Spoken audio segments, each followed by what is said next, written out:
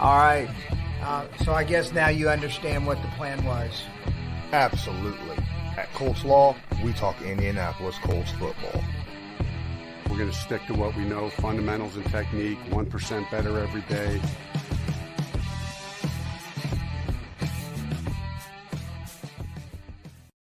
What's going on, everybody? I'm Lawrence Owen. With me, as usual, is my guy, Colts Loyalist. And today is the day that we find out if that depth for the wide receiver room is really as good as Chris Ballard and Frank Reich actually says.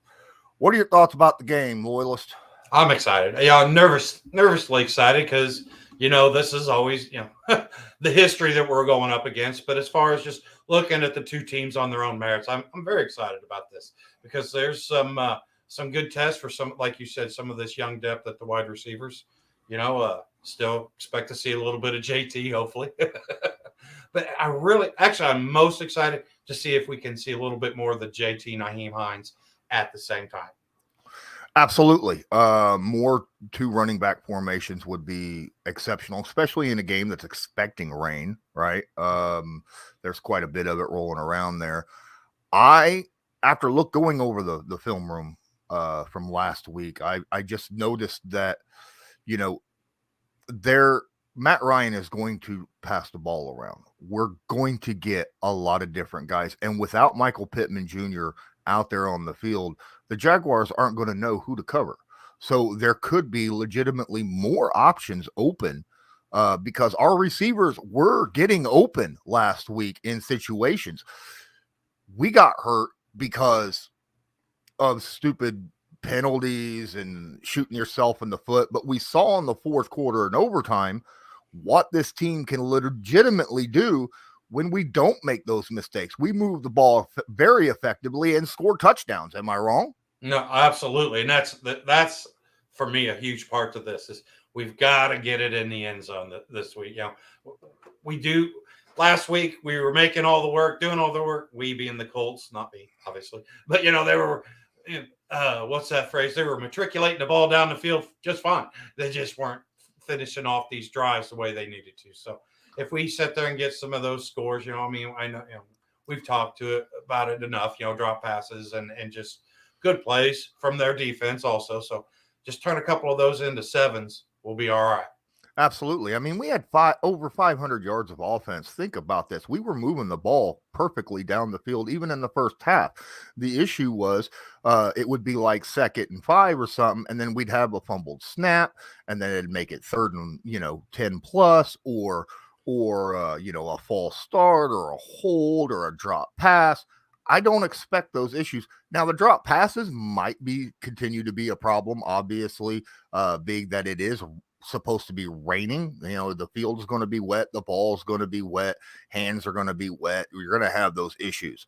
But I don't think that it's going to affect the Jaguars just as much as it's going to affect the Colts. So I'm really excited to see how this game goes about, especially in the first quarter. The Colts need to start off strong and not have those in the first quarter, the issues that stop drives, right? Oh, yeah. And I'd like to circle back to these young wide receivers. I mean, you think about it, Michael Strawn, he's gotten some snaps, but now he's going to go into this game understanding that there might be a higher workload, I mean, Paris Campbell and Ashton Dulin, I think they're pretty comfortable with that. And I expect that Matt Ryan's going to, look at those guys early just to set that foundation and help get that momentum.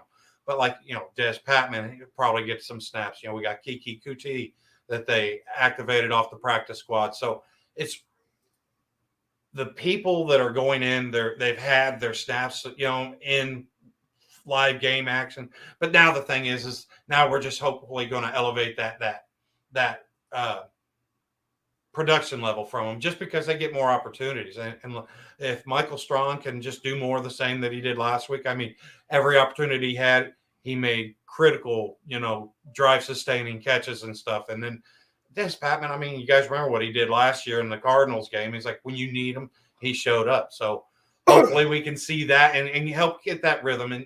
And Matt Ryan is going to elevate whoever he's throwing the ball. I don't care if it's Michael Pittman Jr. I don't care if it was, would have been T.Y. Hilton, whatever, whoever he's going to throw to, he's going to elevate that. So I'm very excited, but yet intrigued, how well does this young guys handle the elevated expectations? Absolutely. Shout out to B-Ball. Brandon down here is our new moderator, so he'll be watching the chat for us. So congrats on becoming one of those, and everybody watch your P's and Q's with him because he's mean. He's a mean little kid. No, I'm kidding. He's awesome. He's awesome. Thanks, Brandon. One of the main reasons why I had to go ahead and upgrade and find myself a moderator outside of Loyalist is next week things are going to be a little bit different, right? Loyalist is going to be doing the live game reaction for the Kansas City Chiefs on this channel by himself. Why ain't I going to be here, you might ask? Well, I will be soloing the Bring the Juice live reaction. Shout out to Derek and Cody. They reached out to me and asked if I could do it in their stead because neither of them will be able to do it next week. So I told them, sure, I'll do it for you. And then Loyalist will take over for here. So, that's going to be fun as well. I have a great question here, or actually, William Steele here drops in, says, let's get some Isaiah Rodgers going today. Well, I'll almost guarantee Isaiah Rodgers will play today and probably get quite a few snaps. And let me explain why. All right. First off, the Jaguars don't run a lot of 2 running backs or 2 tight end formations. Okay. So you're going to see more 3, your nickel looks rather than your base formations for our defense. Now, last week, Brandon Faison got a lot of that action because the Texans didn't have a lot of short, quick guys on their team. It was mostly bigger guys, and it was a personnel matchup situation. That's why Brandon Faison played. Brandon played very, very well. Never had to call his name out once, not one single time in the 30% of the snaps that he took on defense. But for the Jaguars, they got guys like Jamal Agnew and Christian Kirk, who are 5'10", 5'11". These guys, they're someone that I think Isaiah Rodgers will match up better against than Brandon Faison, and I think he'll probably get a lot of snaps. Loyalist? Yeah, and the thing is I'm wondering as far as what the Jacksonville Jaguars do. I mean, you look at their running backs. Why aren't they running the 2 running backs? I'm wondering if that's something that, Peterson and, following in the same steps that Reich would, you're not showing all your cards week 1 and stuff. Do you see a little bit more of that and stuff? But I do agree with you. Like you said, Agnew ate us up last year. I mean, ate us alive.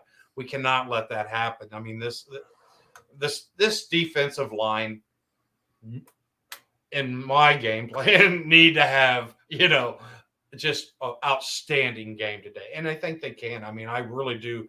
No slight to the Jags offense or anything, but these guys just have to give pressure. If they could get pressure on that young quarterback, he does not like it. And that is such a game changer for the flow of the game. And like you say, get this defensive at the back end, making him have to take a second look or hold the ball for an extra, beat or whatever. That may be the difference from, an 8-yard completion versus a 6-yard sack. You know what I mean? So I really just want to see this defense just figure it out. Like I said, I think they're going to be able to take away his first option and make him work extra for whatever he gets. TJ Sports asks a good question as well. Should we run the ball more today to set up the easy play action since we don't have Michael Pittman Jr. out there? Jonathan Taylor carried the ball 30-plus times last week. All right. I think that's plenty.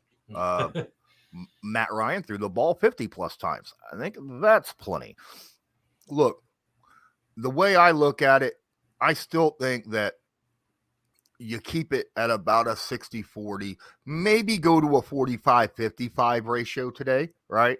45% run, 55% pass, if it is slick like what we're expecting. But at the same time, you can utilize Jonathan Taylor. You could utilize Naheem Hines. Get those 2 backs back there. That way it keeps the defense guessing whether it's a run or a pass. that's a situation that I think the Colts could really utilize, being that, Doug Peterson knows Frank Reich, but doesn't know what Frank Reich's going to do when he's got multiple good running backs that can also catch out of the backfield. So utilize these guys and make Doug Peterson go, what's going on here? Yeah, and the thing is, I mean, everybody on planet Earth knows the Colts want to run JT. You know what I mean?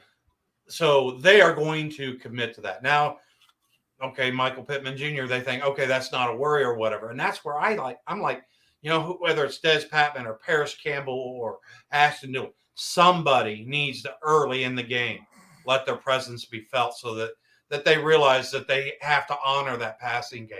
Because, yes, I want JT to run the ball. Yes, I think JT will probably get 25, 30 carries again. No, I don't like that on a weekly production rate. But right now, these 2 weeks, that's basically look like the best path to success. There again, if JT goes out there and maybe he only gets 22 carries, but that's because he busted off 2 of them to the house. I could see something like that happening, in which case then it's like, okay, we accomplished with JT what most people do in a passing game, So, yes, I would love to see JT run the ball, but I think that defense is going to come out hot and heavy, super heavy in the box, and somebody in the passing game is going to have to sit there and keep them honest and make them, because I'm telling you right now, they're linebackers, in my opinion, you can expose them. Okay, that is a point of their defense I would like to attack. And I know it's not they're decent, but there's just not. I look at Josh Allen and their young rookie. These guys are they're talented, but like I said, if I'm picking a part of the field, that's I'm looking for the linebackers just behind the linebackers. So Brandon here says that Chase McLaughlin was obviously hit up for being the starting kicker today, which, a lot of us expected. No one really knew a whole lot about the previous guy we've seen Chase. We expected that to happen. But here's going back into what you was talking about with what Migsby's saying with a wet field. How many takeaways do you predict our defense gets? And that's the thing. Yeah. All right. I'm expecting 3 turnovers by the defense for our team this game. Not just because of the wet field conditions, but because if the Colts can get pressure on Trevor Lawrence, he makes terrible decisions and horrible throws. I mean, horrible. Yes, I get it. Most quarterbacks don't do well under pressure, but guys like Matt Ryan, Tom Brady, guys like that, they do much better under pressure than what, certain other quarterbacks do. And I'm watching last week's game against the Eagles. Oh my goodness. Anytime he was on the run or had pressure in his face, he was throwing the football so poorly that no one had a shot at catching it. It was hitting defenders in the foot. All right. That's how badly he was throwing the football. So if we could get a little bit of pressure, Gus, Nate, you could dial up a little bit of pressure, maybe send some more blitzes like you did last week, get some pressure on Lawrence. We could see not just sacks and fumbles, but also maybe some interceptions as well. Help Gilly and Kenny out there, maybe even Isaiah get a few hands on the ball, right? Absolutely. And I'm telling you right now, I'm calling it. Yannick Ngakoue is going to get in there. He's going to get on the sack board. And I think that he's also – I can honestly see a strip sack. I feel like he's going to come out. And it's not a grudge game or anything, but he's just going to have this motivation. He couldn't be happy about the way last week went. I mean, Kwity Paye stepped up late. Love to see a little bit more of that. Maybe a little earlier, my guy. Preferably before we get into overtime. But like I said, I just think this defensive front, I'm telling you right now, that to me is the biggest key to this. If they can sit there and get pressure on Lawrence, and it's not that Lawrence won't be successful. I mean, you have to be very aware that he's very good at using his legs to get out of trouble. Okay, but the thing is I'm starting to see or sense a little bit of happy feet whenever he's back there. The pocket's not even closed off yet. He's feeling a little bit of pressure, and all of a sudden you're starting to see him look out, look for exit ways. You know what I mean? And if the Colts can reinforce those concerns and stuff, that's going to go a long way to sit there and slow down that processing that these quarterbacks in the NFL have to have nowadays. So we got two guys that are questionable. I haven't looked. Do you know the status of Kenny Moore and DeForest Buckner? Full go. Go. They are go. Yes. MPJ was the only one that got downgraded, and Kenny and Defoe are good. Okay, so that's huge. They were expected to play. I mean, even Reich said, I have, pretty good idea they'll probably play, but we still had to put them in at questionable. But yeah, it's a good situation in this spot, being that the Jaguars upgraded their offensive line. We're going to need, as Gerard Powers and I said earlier this week, DeForest Buckner and Grover Stewart have to have really good games today to allow those one-on-one matchups on the edge with Kwity Paye and Yannick Ngakoue. Yeah, and that goes to your point earlier in the stream where you sat there and said Isaiah Rodgers Sr. was going to get more opportunities. I mean, guys, Kenny Moore, Kenny Moore II did not come off the field.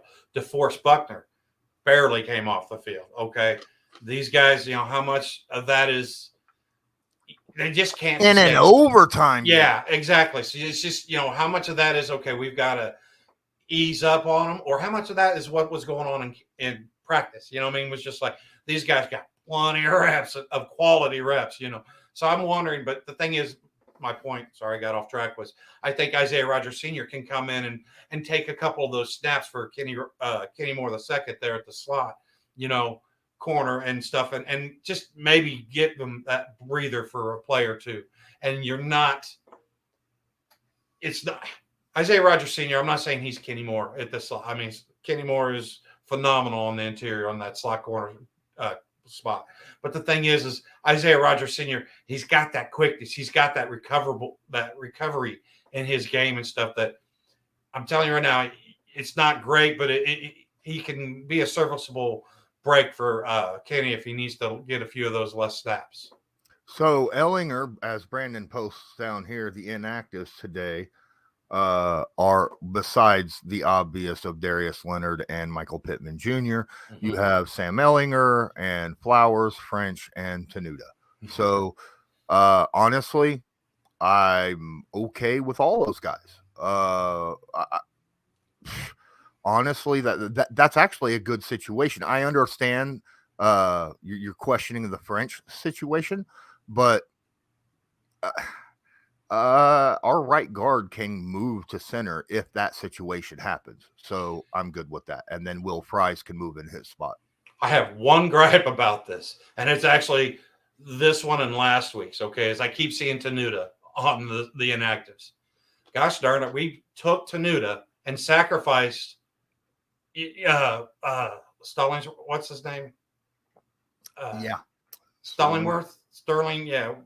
Yeah. The linebacker. Yeah. I mean, we sacrificed him in the daggone roster building process, but not for a guy that has been on the inactive for the last 2 weeks. It's driving me crazy.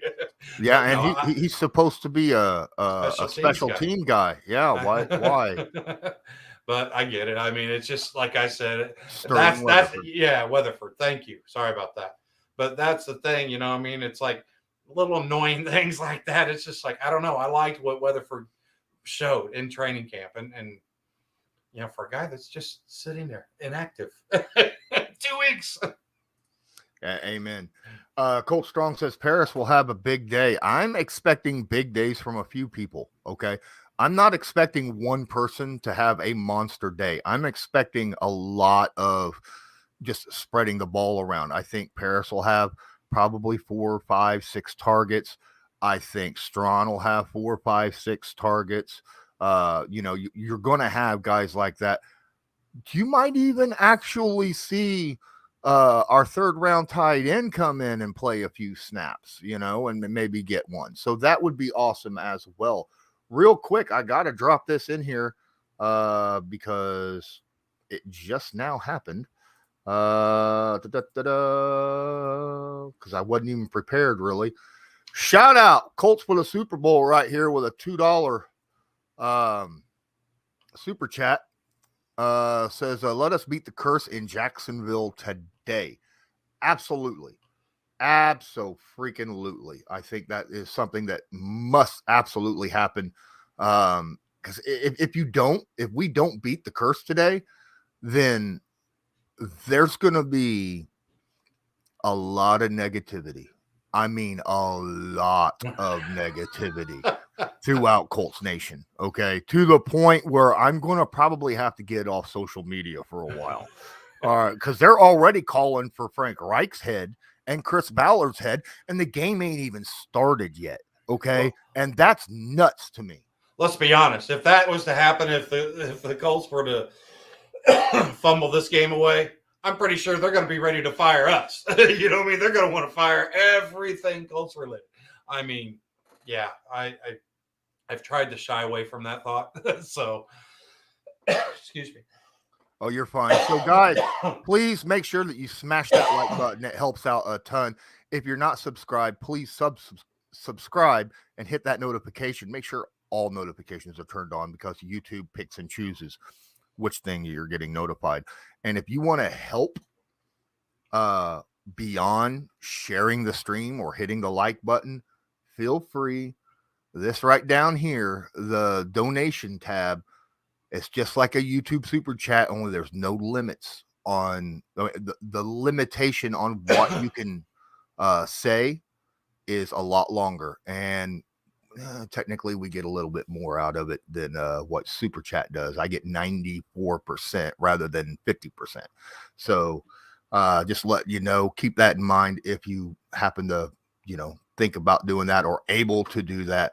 For instance, we got another super chat right here that I'm going to share up as soon as I hit the button. There we go. Simple Logic 90 donates $5 through the super chat. No black pills. We can break this curse. Remember, we didn't lose in the season opener. Laugh out loud.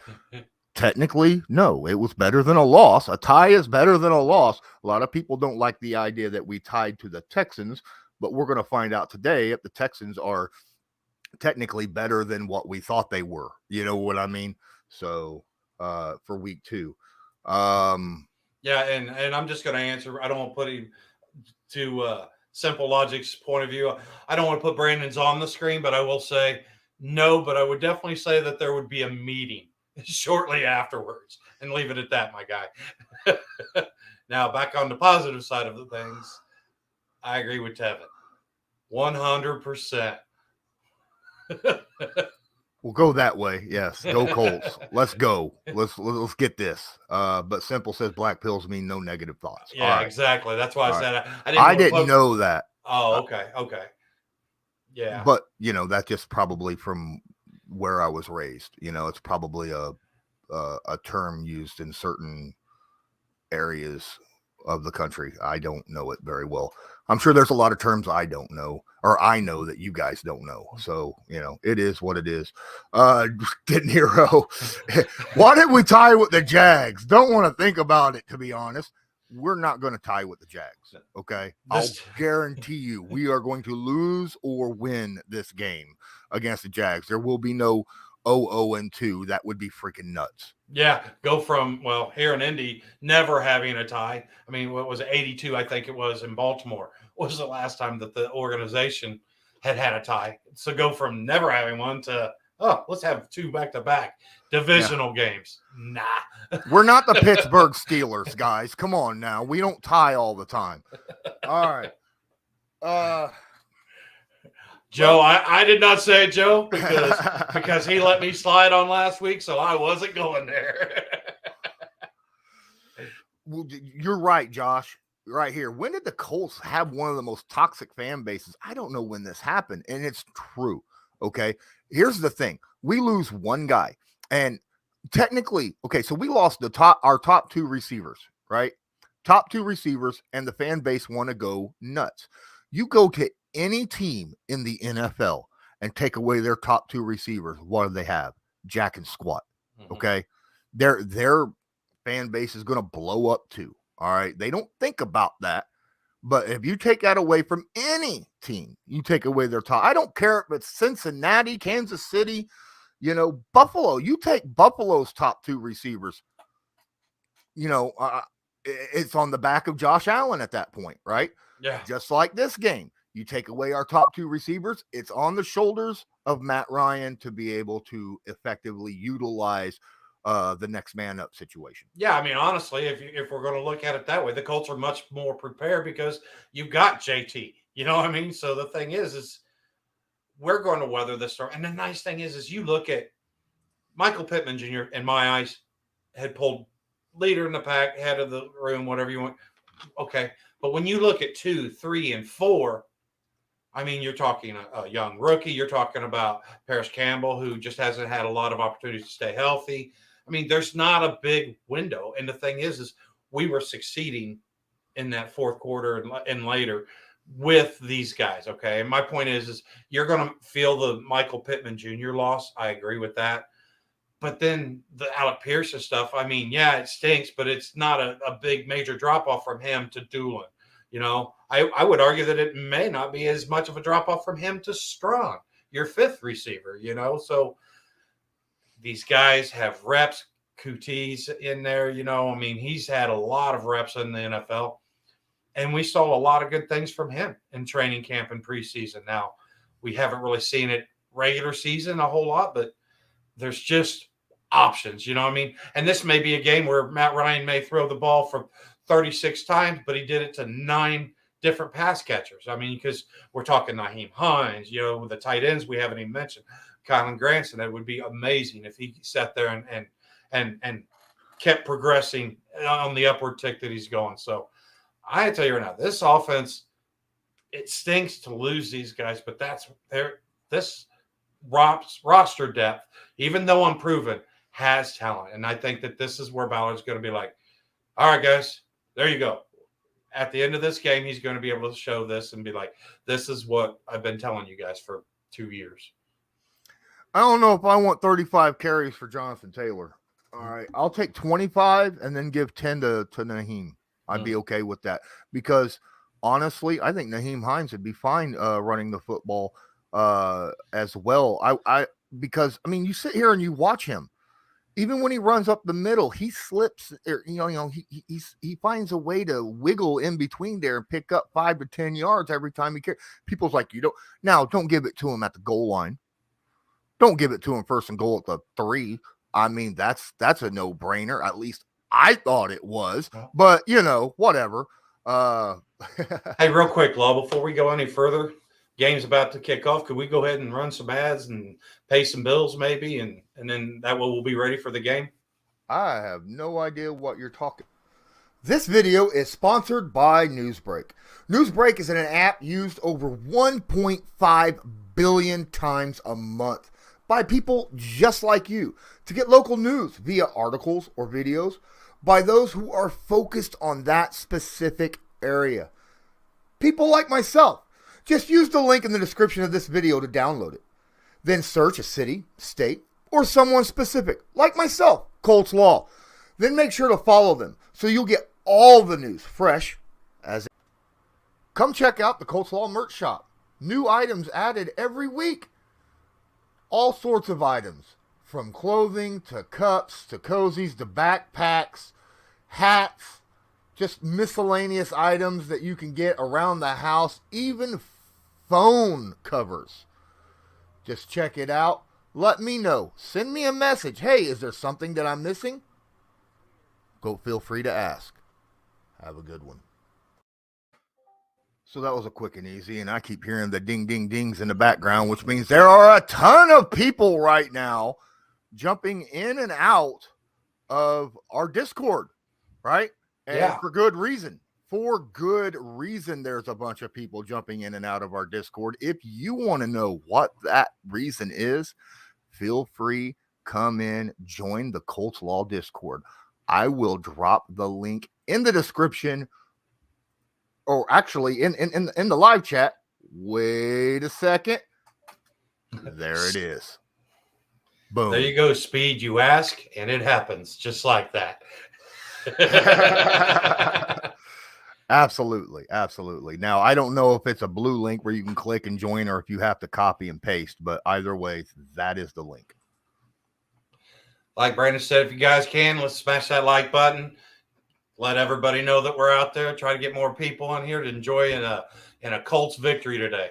Absolutely. Absolutely. All right. So I got the game going. We are watching the same stream. The only thing I ask all of you is please remember there is a delay.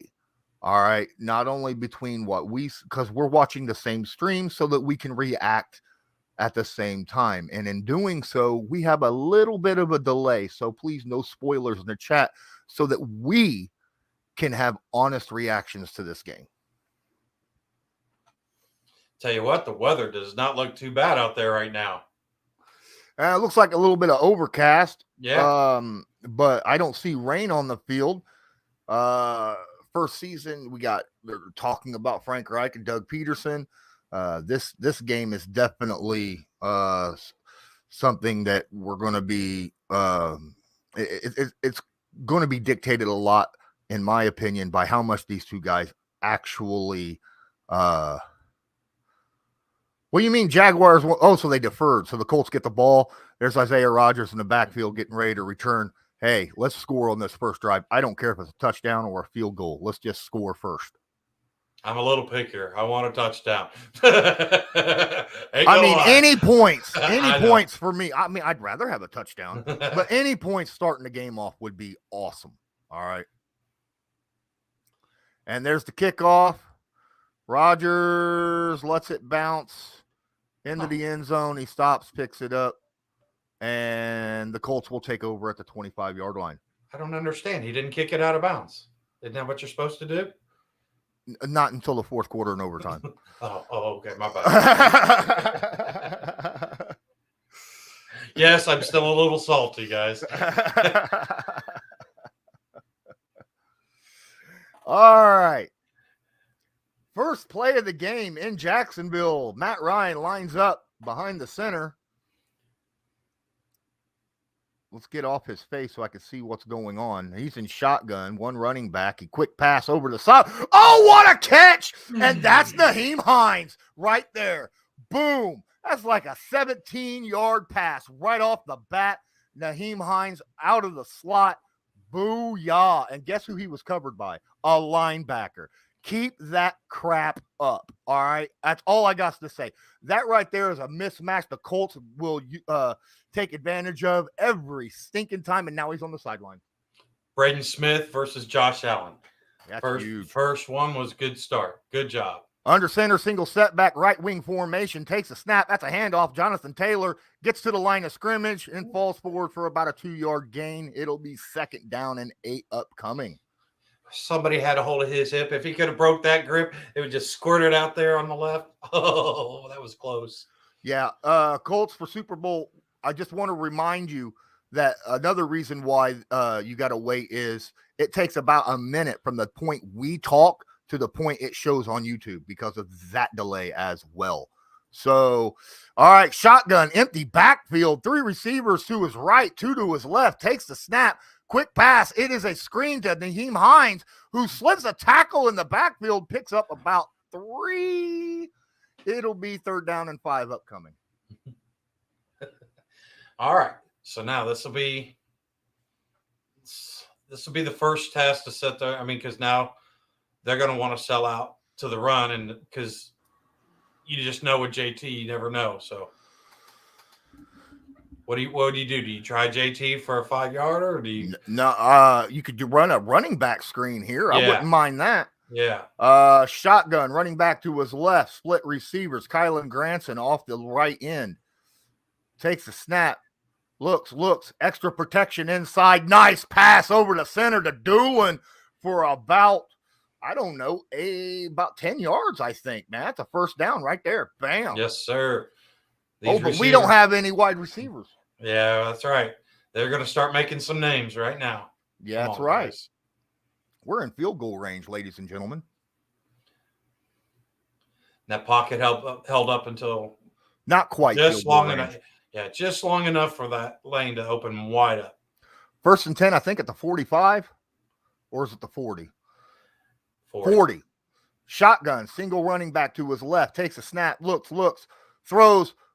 Had he not thrown, if he'd have thrown it over Hines, The issue was he was under pressure. He had to jump to get it over the defensive lineman. Yeah. That was just a good play right there. But I'll tell you what, had he been able to look past Hines and get it to Taylor on that swing, oh my gosh, down the sideline, wow, that would have been a massive yardage gain right there. But I don't think he saw him because of the defensive lineman in his way. And then plus, Hines and the linebacker were in the way. Yeah. Second. Pryor pushed him down and out, but there you go. Yep. Sorry. No, you're fine. You're fine. Man in motion is Doolin under center, single setback, takes a snap. That's going to be a handoff. Jonathan Taylor just sits there behind the goal line waiting, gets back to the goal line. That's all he's going to get. Back to the 40. It'll be 3rd and 10 upcoming. By the way, guys, we hear goal line a lot. That's generally line of scrimmage.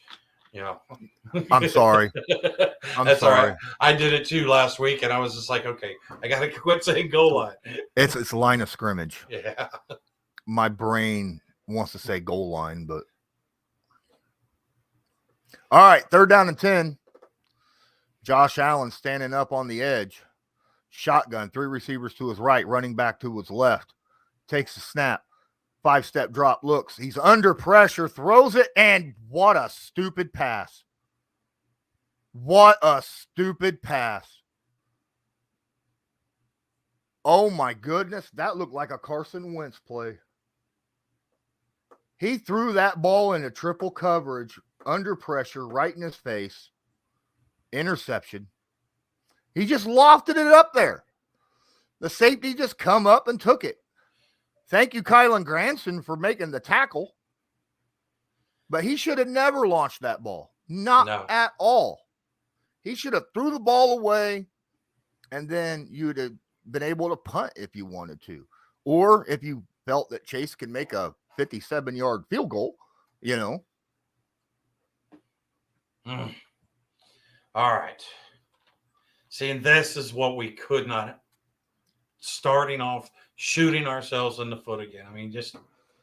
I'm sorry. That wasn't a big, overly exciting play by the defender by any stretch. That was this is a layup. Yeah.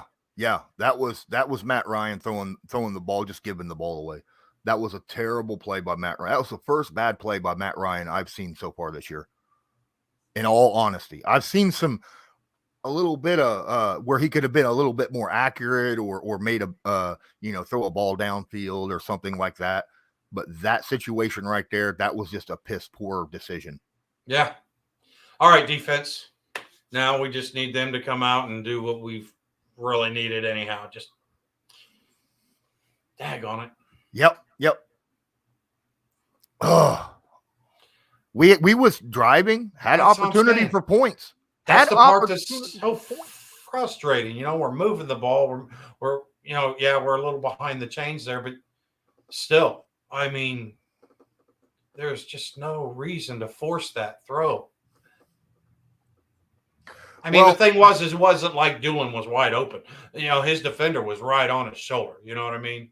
And then, like you said, the safety was just like, I'll just step up here a couple steps. One thing I will say, Brandon, is the fact that we have big guys. And because we have big dudes at wide receiver, big guys at tight end, we're going to run the ball up the gut a lot. We're going to, because we got big dudes to make blocks. Okay. So it is an advantage running up the gut when you got those big dudes out there on the field. But you're right. And we're going to see some stretch plays. We're going to see a toss play. I'm sure of it. It's just, you're going to see the majority of it right up the gut, because let's face it, with Jonathan Taylor's speed, the best course of action is north and south, not east and west. All right, let's get in this young quarterback's head. Come on, defense. Lawrence under center, single setback, got 2 guys, both tight ends in motion. We got right wing, another guy in motion's Agnew. Takes a snap. That's a handoff to the running back, who hits the hole, but picks up maybe 2. Guy at the bottom of the field. I was going to say something, but oh well, I didn't get to see who it was. Either way, still run for 2. It'll be 2nd down and 8 for Trevor Lawrence. Yeah, they got that nice little tight up in the middle, so that's good. Got to see that, because these running backs are good guys. They're calling it, and Robinson is good. They're calling it 2nd and 7. It's more, they gave him an extra yard out of it. I formation. That's a toss Sweep right there. Got it. Great tackle by Bobby Okereke and Zaire Franklin out there for a yard loss. Now it'll be 3rd down and 8 upcoming. I love it. That's what this speeds and with the linebackers. That's awesome. See, that's why I'm not really afraid of ETN or Robinson. Our speed at linebacker, cornerback, and safety is good enough. It's just the north and south stuff that I'm worried about. But the edge plays I'm not too worried about. 3rd and 8 upcoming. Shotgun, running back to his right, man in motion. Split receivers now. Colts showing blitz. They send 6. And there's a flag. Is it holding? Please tell me it's offensive holding here. There's a flag because it was a completion for a 1st down. Stewart's coming up. Yep, it's on the defense. Gosh darn it. Hey, Steve, thank you so much. 81 Deuce. If you sit there and look up in the description, you'll see a link that'll allow you to do that.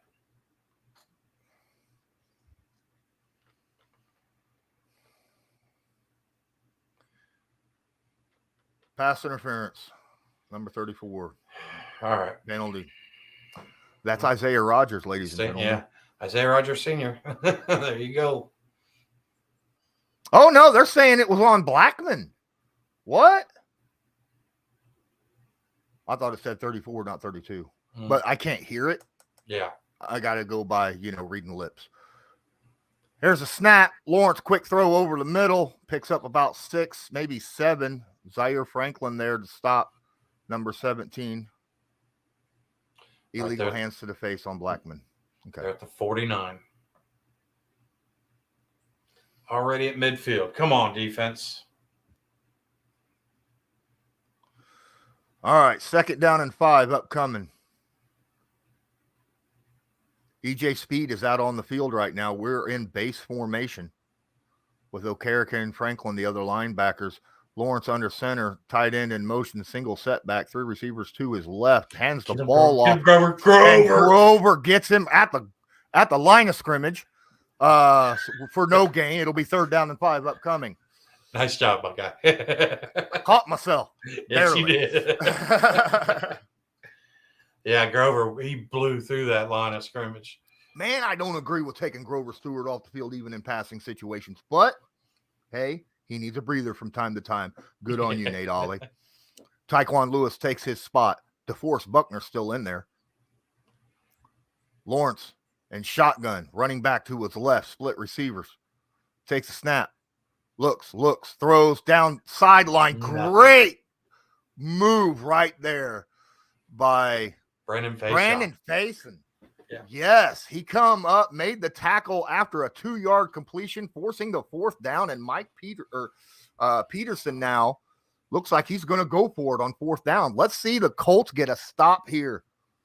They're going for it on 4th and 3, ladies and gentlemen. And I'm pretty sure they're in field goal range. They're probably just in that gray area, you know what I mean? Because they're 44 about? Oh, no. They're at the 47 now. 47, yeah. Shotgun, 3 receivers to his left, empty backfield, takes a snap, looks, got time, all kind of time, gets the 1st down.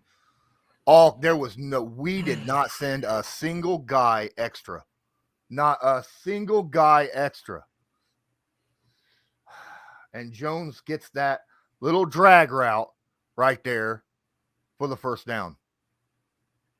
And Kwity Paye, they only sent 3. Kwity Paye was back in coverage. Kwity Paye was in coverage.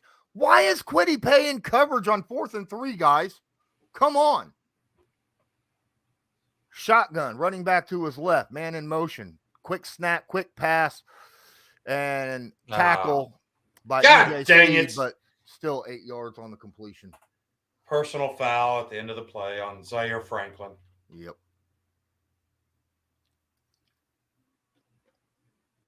Knocked his helmet clean off his head.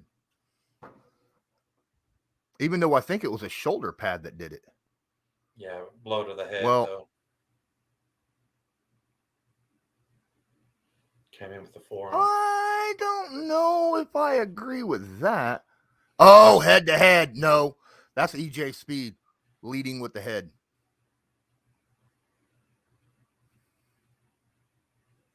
That's EJ Speed leading with his head. I thought that it looked like Franklin came in with the forearm, but either way, it's a killer. Went from fourth and offsetting penalties. What? A hat was thrown as well. Because Marvin Jones got up and flexed in front of him. Marvin Jones, that was stupid. That was stupid because then the hat came down and you got tagged for taunting on top of that. I can one up your stupid with more stupid. More stupid, right? Oh my goodness. Wow. Back to 1st and 10.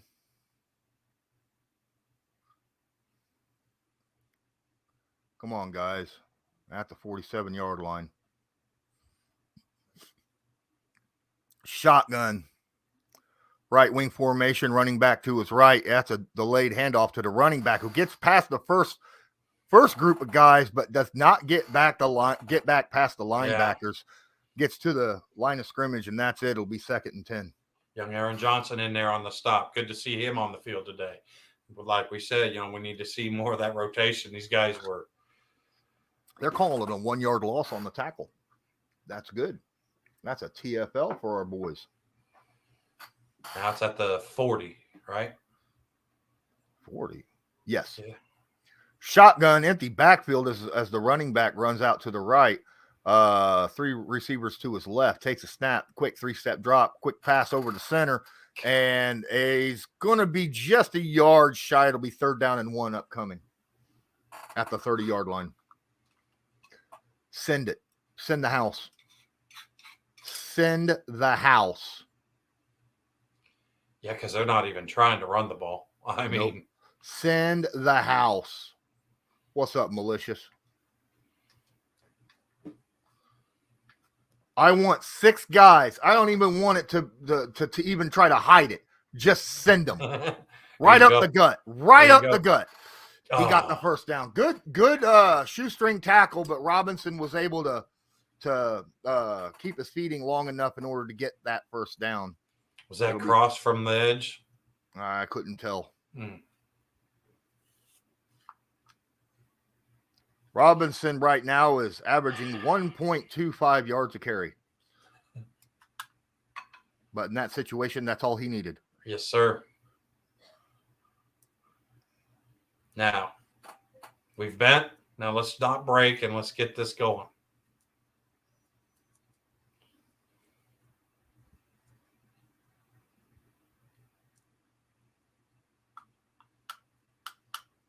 The first drive on offense, I thought looked good for the Colts until Matt Ryan made a stupid decision. Yep. And that we just got to get over that. We've just got to stop beating ourselves. It's just, I mean. We had guys open. We had guys open on that first drive offensively. We were playing very, very well. He should have just threw the ball away if he felt like it, because he threw the ball off his back foot. That was stupid. But we were seeing guys get open pretty well. Good Lord. That's all right. It's early. Defense needs to just come out here. Get a little stiffer with their front. Man,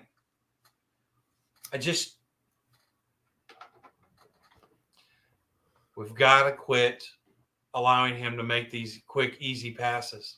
We've got to get more disruption early in the route. I mean, I've been saying from the get-go, send pressure, damn it. Send pressure. I don't care. On 4th down and 3, you don't sit there with 3 guys, go after the quarterback with 3 guys. You don't. Come on. You don't. And that's what we did. That was dumb. Kwity Paye. Why do you send Kwity Paye, who you have all this faith in coverage? Kwity Paye's not a coverage guy. Come on now. We could have got the ball back, and you screwed it up. And the crazy thing is Quity's such an athlete. It wasn't like he was, being torched. It was just he was never going to make that play. He was as a D lineman should be. He was a half step behind. Yeah, our run defense right now is doing phenomenal. Phenomenal. But we're not getting pressure on Lawrence, and that's a problem. Yep. Yeah, because he sits there. I mean, guys, confidence for guys like Lawrence, guys like our receivers that we're talking about. It can be a lethal weapon. And the thing is we've got to get in between his ears and make him start worry about the down four, the front four. I mean, gosh darn it. Yeah. All right. Is that the end of the first quarter? Is that what we got so much of a? Yeah, probably. Sorry, I lost in the game. No score in the first quarter. Wow. Only one drive apiece? No, we got 5 minutes left. This is just a really long period. Oh, okay. We're going to have a running back screenplay right here. Okereke runs up, grabs. Didn't quite get the tackle. It'll be second down and 3, maybe 4 upcoming. Yeah. Oh, Speed says Jacksonville called the timeout. Okay. Yeah, I see now.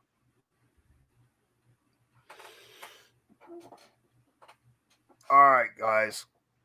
We got to do something here. Right here. Grover, get in there and give us a TFL, my guy. Get in there, Grove. Let's get something going. Good Lord. Under center, single setback, man in motion. That's a handoff right up the gut, big ass hole. That was actually good blocking right there by the Jacksonville Jaguars. And we got 1st and 10. Jacksonville looking to score here. Yeah, they ran that right at Grover. Yeah, we need a turnover now. We need some guys to punch balls out, get an intercept. We got to get pressure on Lawrence. Yeah. That's just all there is. Yeah, because right now they're just basically doing whatever they want, and that's just tight formation, shotgun, running back to his right. That's another handoff. Who's met in the backfield by? Is that? Who was that? That's Cowart. Cowart. Okay. Well, it wasn't just Cowart in the backfield. There was 2 guys back there. Our run defense is actually really, really good. All right. That was a big tackle for loss. Yeah, we're seeing a lot of good production from our backup, our depth D line. So that's very fortunate. All right, guys, this is a situation. Come on. I've only seen 1 blitz so far. 1 blitz. I need to see more. Big formation. Takes a snap. It's a fake handoff, play action. Running back screen to the tight end screen. He's going to pick up 8 on the play. It'll be 3rd down and 4 upcoming. Yeah, 3rd and manageable. Odeingbo was the one that was also in there. Okay. I saw 2 people, but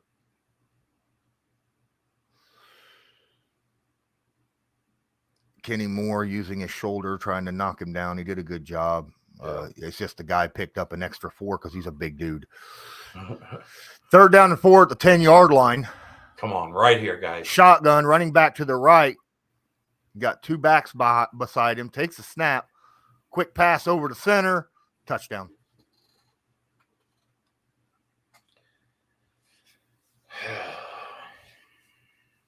Our defense, pass defense, looked like absolute shit on that drive. Run defense looked great. Pass defense looked like ass. I don't think he had a single incompletion that whole drive. Do you remember an incompletion? I'm trying to thank you, and you asked that. No, because I mean, whole damn drive. Wow. Damn near got a block on the extra point.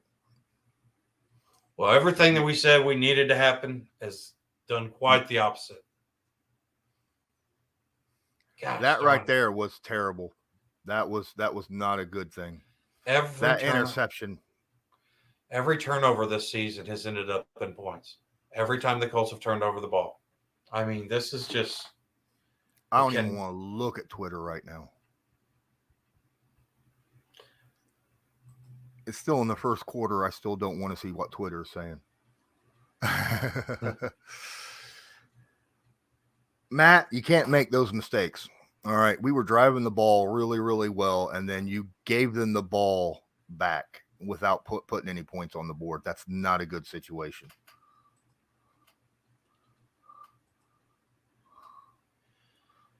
All right. Well, Yeah, I know. All right, we got to put that turnover behind us. We yeah. got to get down the field and we got to score a touchdown. We got to do so. We cannot fall 17 under to Jacksonville. Okay. No. They have too much talent on the team to do that. So let's see what happens here. There was someone that said that the Jacksonville might drop 50 on us. I will bet anyone who wants to bet that they're not going to drop 50. Okay. I'm just saying. The Colts haven't let up 40 points in the last 24 games. 24 games, the Colts defense has not allowed 40 points. So I went back and looked at that. Yeah, I know, Jack. That's exactly what I said. That looked like a Carson Wentz throw. Film study. Actually, no. This is Gus Bradley getting out coach. Gus Bradley calls the defensive plays. Frank Reich was calling good offensive plays here. Okay. Gus Bradley got burnt by Peterson, right? On because he didn't send any blitzes. He was sending he was more protective, like playing protective pass rather than attacking pass, which is what we're supposed to see. That's BS. Yeah. So far, I have no issues with what Frank Reich is called. None. No, because I mean, like you said, Matt Ryan threw into triple coverage, a little lollipop shot, and you've got to count on him not to do that type of stuff. That was, that was the stability we thought we were getting, bringing him in here, and we are getting. Okay. Short kickoff taken at the 22. I think that's Kylan Granson, and he gets that ball all the way up to the 38-yard line. Kylan, no hands. Kylan gets us to the 38-yard line. Why would you do that? I have no idea. What? With the short kick? Yeah. I have no idea. No idea. I think that was a mess up by the kicker. In all honesty. Hey, film study asked, why aren't we blitzing? I'm going to tell you right now. Gus Bradley had blitzed the least in the NFL last year, less than Matt Eberflus. I'm just going to let you know. We got under center, single setback, tight formation. That's a handoff. Jonathan Taylor off tackle, picks up about 3 on the run. It'll be 2nd down and 7 upcoming. We've got to get them to soften this box. I mean, they are packing that middle like crazy, which I know is expected, and the offensive line is looking a lot better than they did last week early in the game. So except for that one, but at the same time, that was a blitz on Matt Ryan on that interception. Oh, that got in that forced him to throw it off his back foot. Shotgun here, 2 receivers to his left. Hines rolls out to his right, empty backfield, takes a snap, 3-step drop, steps up into the pocket. It's hit. Pryor. His arm is hit. And I think that's an empty hand fumble, and the Colts get it back at the 35-yard line. I think that by Nyheim Hines. That was a strip sack right there. Pryor got bad. And watch Pryor the whole time. He's just standing there. Everybody's diving at the ball, lunging, and he's just back there standing there. He goes. There he goes. Oh, he's the one that picks up the ball. Because he was just standing there. Josh Allen. I said Josh Allen's a beast. No, I was saying Matt Pryor was just standing there. Yeah, he was the whole time until at the very end when he's the one that dove onto the football. Oh, I thought that was Nyheim that dove on the ball. No. 3rd and 13. Shotgun. Takes a snap. Look. Steps up. Pryor got beat again. Damn near got sacked. Good catch by Kylan Granson. Colts are going to have to punt this football. Pryor is playing like shit against Josh Allen, and I was worried about that. I mean, Josh is just turning the corner on him like nobody's business. It took 3 guys to push Kylan Granson out of bounds. 3 guys. Matt Pryor's playing like shit. This drive right here was Matt Pryor's ass game. Colts ready to punt at the 43-yard line. Here's the snap. The punt is up. And it's a high fair catch called at the 16-yard line. Good punt. That's where Jacksonville will take it over. Brandon, speed. Can we get Bernard Ryman in there? At this point, that's just getting beat. And Trayla says stop hating on Pryor. He's going against Allen, but at the same time, you can't be beat off the edge twice. All right. If you're beat off the edge, then 2 times in a row you've been beat off the edge by the same dude. That means you can't handle it. You can't handle that. You got to put someone in there that can, or get a tight end in there to help chip him in. And my problem with the 2 that he gave up is the effort. I mean, if you watch, his effort on that first play was non-existent. I mean, it was over after the second step. And then you sit there and you look at the next play where they did bring in the tight end, and you just can't have it. I understand. Adrian, Pryor actually played pretty darn good last week. Believe it or not, Pryor did okay last week. It's Pinter and Smith that did not play well last week. Yeah. I'm sorry for interrupting you, but I had to get that out there. No, Pryor was doing fine up until this last drive, and he clearly got his doors blown off on both of those plays. But I don't know that bringing Ryman in. I mean, let's be honest, Ryman, Allen's going to be able to get in and beat a lot of those guys that we have right now. And we just need to, like you said, bring in that added assistance, bring in that tight end and help out there a little bit. Yeah. And I've said this all week. I've been saying this ever since his rookie season. Josh Allen is a BMF out there, as a pass rusher. And that right there worried me a lot. We got to give our left tackle help against Allen, and we can't just let him sit there on an island against him. So that's also a little bit on Matt Ryan, okay? Because that's Matt Ryan's responsibility to make sure that he keeps somebody in to help on protection. All right. Well, I would say that this defensive stance right here is almost as must need as you could have early in the season.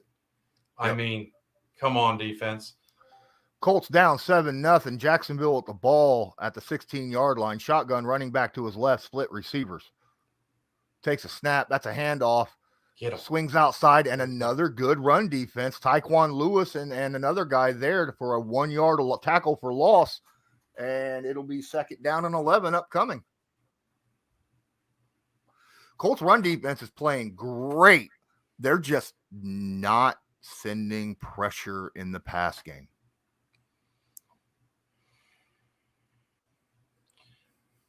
Hopefully we can use this field position to our advantage now. Come on. Shotgun. He brings ETN back beside him. We'll have split receivers. The running back is now to his left. He hands the football off. Grab immediate. Wow. Wow, Tyquan Lewis came off his block and grabbed him, allowed him to get 1 yard. There was a massive hole there for ETN to pick up at least 8. And Tyquan said, no. Get him. Come on, Brandon. Get him. I'm leaving it up to you. Get that guy.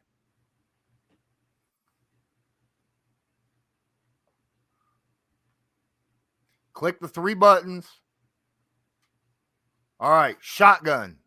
Takes a snap. Steps back. 3rd down and 10. No pressure until late. Deep pass. Intercepted. Oh, my goodness. Julian Blackman's upset like crazy. And he has a right to be because, oh, my goodness. He got both hands on that pick coming down, and he dropped it.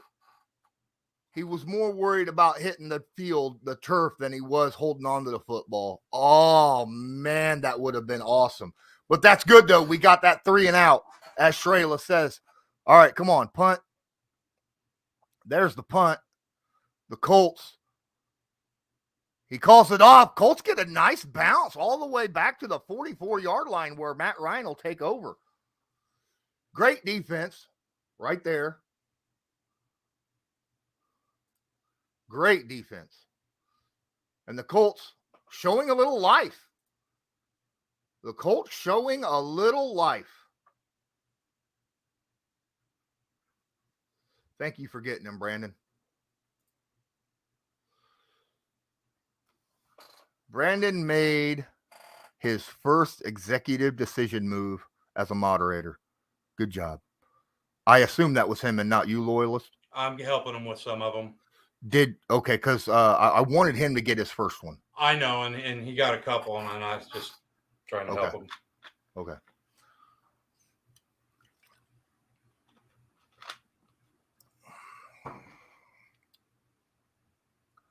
All right.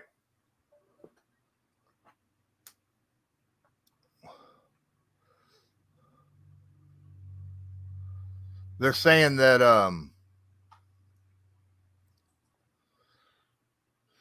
that was a great break on the ball by Julian Blackmon playing safety there. Yes. That was great. He made a great move breaking in and getting in front of the pass to high point it in the first place. You've seen what pressure happened. Lawrence saw the pressure coming in. He's had to throw it up high just the exact same way Matt Ryan did, and left it up there floating.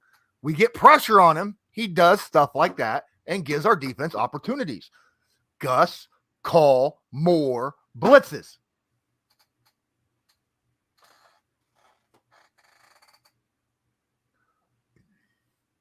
Sorry about that, Speed. I saw that where you did that for where you posted that on Twitter. But the run D is solid. I don't think we've given up maybe 2 yards rushing total, right? Mm-hmm. Yeah. Well, no, because you had that one first down that. Yeah, but I'm counting. When I say total, I mean total yardage because. Oh yeah. How many tackles for losses that we've had? We've had like 4 tackles for losses already in this game. Run D looks smooth and good. That was the first time I actually saw some pass defense running there. Trayla says 7, so still, that's pretty darn good, right?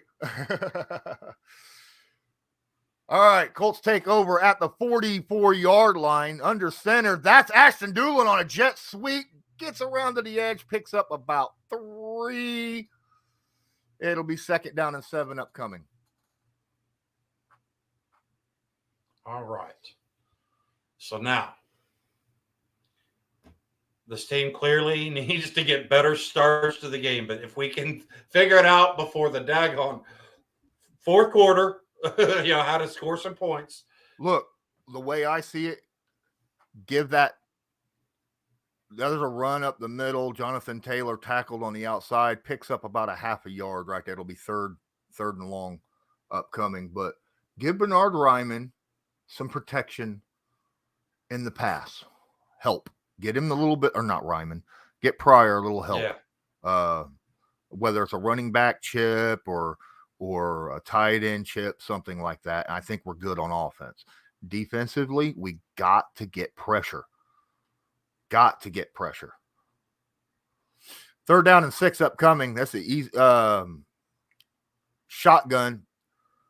Bunch formation to his left. Takes a snap. Pressure holding up. We had a delayed. Yeah. Okay. Matt Ryan. I'm sorry. I'm putting that one on. You cannot hold the ball that day gone long. Yeah. I mean, your offensive line. And that right there was a hell of a stunt by Josh Allen. Josh now has been in the backfield like 30 times. Hell of a stunt right there by Josh Allen. But he wasn't even realizing that there was a guy right up there. Kelly realized it way too late, and he ended up being way too late for it. 4th down, 16. Here comes the punt. What a punt all the way to the 10-yard line. He gets a little hole, and whoa, he got lit up by Nick Cross. He got a nice return, though. Yeah. But Nick Cross just blew him up. Trevor Lawrence comes out there. I think they're going to be about the 25. Josh Allen's having himself a game.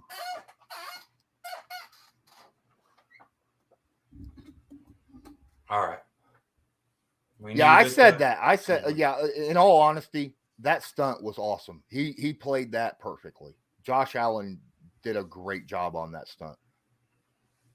Still, I mean, I think Ryan Kelly needs to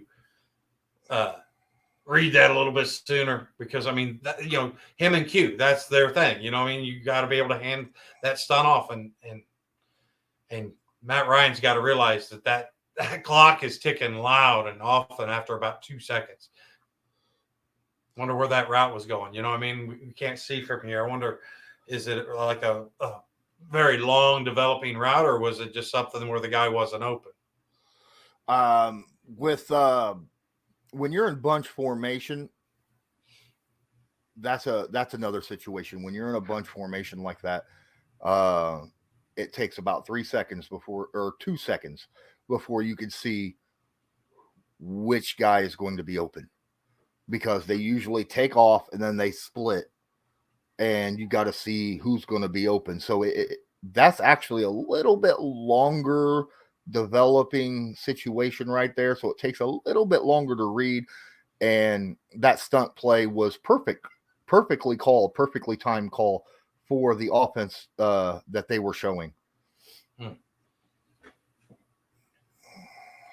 Either way, man, we got to get this ball going here. I mean, G. Manelli. I know. We've talked all offseason about how important a fast start is. That's all you've heard from the team and the organization, and then they continuously come out here and just. Yep.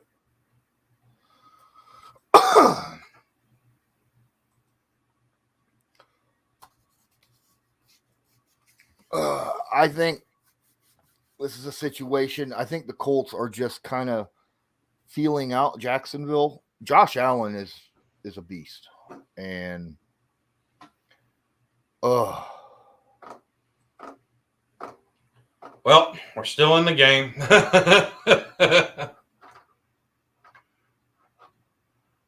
Yeah, we've got to start doing to Lawrence what they're doing to Matt Ryan. We've got to start bringing a little bit more heat. Trevor Lawrence under center at the 21-yard line. Single setback, bunch formation to his right. He fakes it, rolls out to his left, throws it. Oh, what a hit. It's a first down. It was a first down catch, but he took a shot to the back in the process. Yeah, Rodney put the wood on him, that's for sure. Yes. Hit him right on the ass. Was that Odenigbo that gave up the edge, though? That you can't lose that contain on that rollout. There's another handoff for the running back. He stopped after a pickup of about 2.5 yards. It'll be second down and about 7. Come on, guys. Run defense still doing well. We got to get pressure on Lawrence. Got to get that pressure on Lawrence. Come on, defense. Yep. Rush yards. Jacksonville has 15. The Colts have 8. 8 rushing yards. Wow. Shotgun running back to his left. Split receivers. Takes a snap. Throws. Bam. Caught. Good tackle right there by Rodney McLeod to save the first down. It'll be 3rd down and 2 upcoming.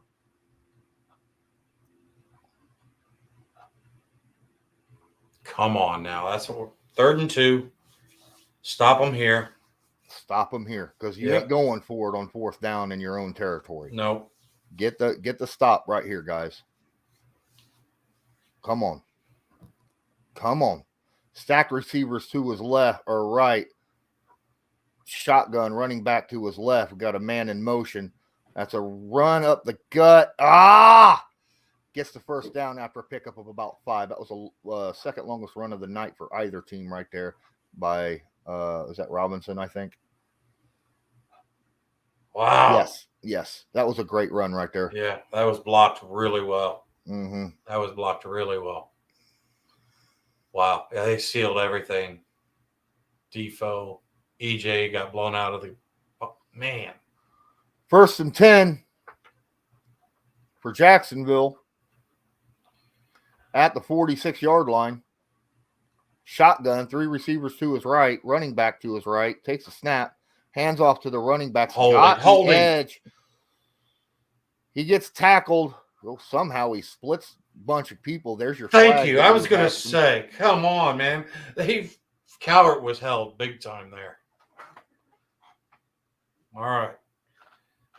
Good call there. That's what we needed. Oh, yeah. Oh, good Lord, he is. Hey, he's just his right arm was down under. It looked like he was holding his belt buckle for him. I would say that whole side of that line was holding at that point in time. Right. All right. My goodness. Now we got him behind the chains. Let's take advantage of this. Absolutely. Right? Absolutely. Send blitzes with a guy watching the running back for screens. All right. Quarterback under center, three guys to his right, takes a snap, takes the handoff. Ain't got, he's under pressure. He rolls out, throws down, wide open for a first down, wide open Christian Kirk. Oh, my goodness, on a crossing pattern. Oh, my. Who is on Kirk here? I need to see. Nobody. Uh-huh. There's nobody on Kirk. It looked like they were playing zone. That's soft zone. Well, I mean, it's 1st and 20. I guess I understand that, but still, I just. All right. Hand off to the running back. Big asshole. And he's gone. Touchdown. Gone. That's Robinson. What a hole. How is this happening? What a hole. That was the biggest hole I've seen since. That's the biggest hole the run defense has given up in the run game. And I don't think I saw a hole that big since last year. Once he got past that, it was gone. He was gone. And now the Colts are down 14-0 as soon as this extra point goes up. And there it is. With 7 minutes, 52 seconds left in the half. Franklin missed the tackle. It looked like he reached for the football instead of worried about getting the tackle. He was going for the strip instead. You see that? No, I couldn't. I was doing the banner. Sorry. That's fine. Zaire Franklin, he reached up and dove, and instead of using both his arms to grab the legs like you do, his other arm was up high trying to swat at the football. And because of that, Robinson was able to easily break that tackle right through one left-handed arm. That was, yeah. I'll tell you right now, I mean,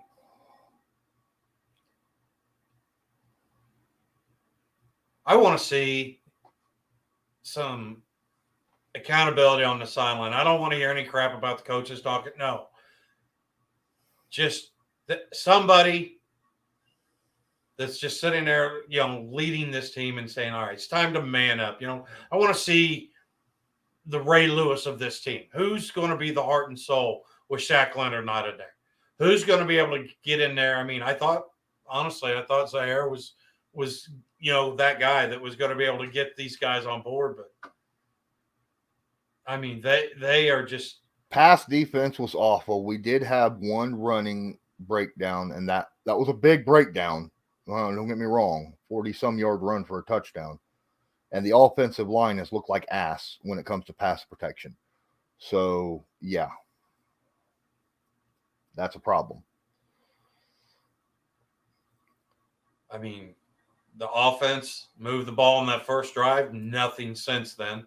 You know what I mean? And the defense was holding strong until that fiasco right there. And, I mean, I know I seen earlier somebody says, that they were tired or what. It's not even halfway through the second quarter. I mean, they're not tired yet. And the rotation has been a lot better than what they experienced last week. So, Yep. The defense is not tired. I've talked to Gerard plenty of times. He says, the corners the defensive backs, they don't get tired. Like, they get tired, but they don't come off the field because, they run all day. That's what they do. That's how they practice is they run all day. And as you said, the defensive line is getting a lot of rotation, so they shouldn't be getting too tired either.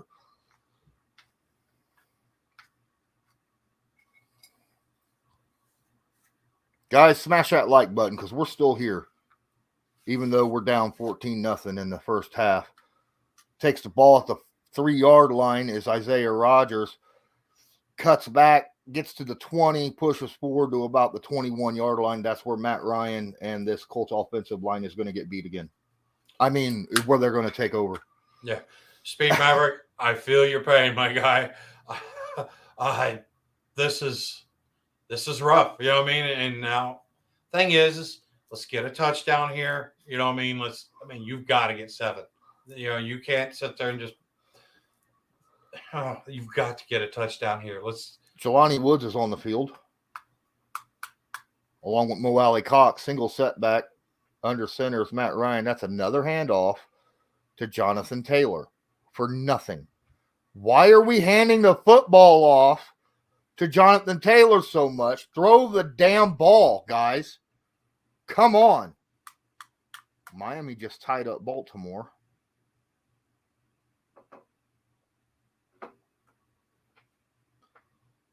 Second down and 10. You got to start throwing the football. You got to start protecting yourself against Josh Allen and the monster that he is. Yeah, because you're behind the chains now. Under center, single setback, takes a snap, steps up, and we're going to have a false start here.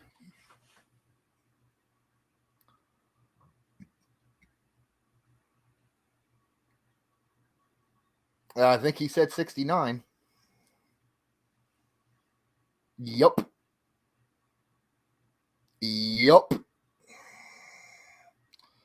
And still got beat on the edge. He false started and still got beat. How the hell? Oh my God. Throw him in the freaking basement. Shotgun, second down, 15 coming up. Takes a snap, 3-step drop, looks, throws right over the middle. That's Mo Alley Cox. Picks up a chunk of it. It'll be 3rd down and 6. Was that Cox? Yeah. Okay. Got half of it back, so 3rd and manageable, I guess. Yes, 3rd and 6 is more than manageable.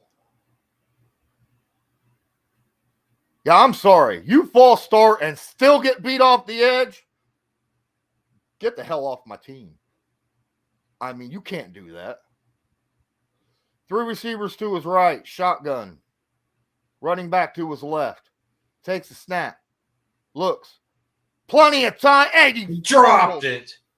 No, incomplete. That was Patman, wasn't it? Yes, sir. Right through his hands.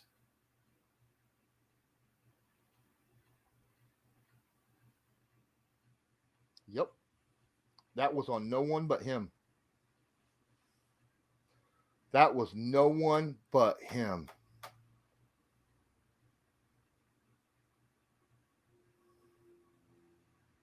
Wow. Here comes another punt. Boy, I thought that was going to get blocked for a second. No, come on now. Good tackle. Good tackle.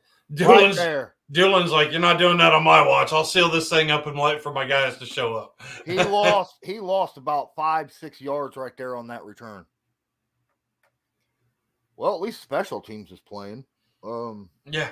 MVP, the punter. Yay! That's what you want to hear against the Jacksonville Jaguars. Oh my gosh.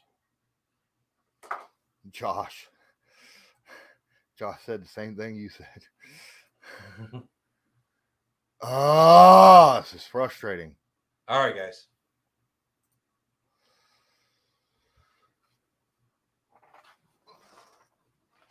He should be pissed at himself, Brandon. He absolutely should be pissed at himself. But Being pissed at yourself ain't going to help anything. You got to make plays. You can't just be like, oh, that's on me. Make the play, all right? On top of making the play, how about don't false start and don't get beat off the edge, all right? How about Gus Bradley send a little pressure because what we have on our front line ain't working right now. We're not getting there quick enough, all right? How about when you tackle somebody, go for the tackle, don't go for the ball. All right, Zaire. I know you play and you miss Shaquille Leonard being on the field, but you don't play like him, okay? You are known for solid tackling, not trying to go for the football. Had you made the solid tackle instead of went for the football, you'd have saved a freaking 40-yard touchdown. He wouldn't even have he might have had the first down. I can't remember exactly where it was at. It was about 6-7 yards past the line of scrimmage when you screwed that one up. And I'll be honest, everybody's talking about this receiving core. Patman, I get it. Patman dropped that pass, okay? Patman was also a freaking on the practice squad. But my point being is that one drop pass does not sit there and summarize what the problems are in this game. Because, whenever Matt Ryan isn't getting his arm hit or whenever Matt Pryor isn't playing like a hot mess, we have moved the ball. JT, at this point, we got an issue. Yeah. JT hasn't even gotten anything going in the game. That's there again. I look at the offensive line. I just honestly feel like we've got to sort out the offensive line. That drop pass hurt, but that was not what's cost us this 14-point deficit. Quarterback under center, man in motion. Get him. Back. It's a running back screen, and he's got all day and then some. He's just walking all the way to the 40-yard line.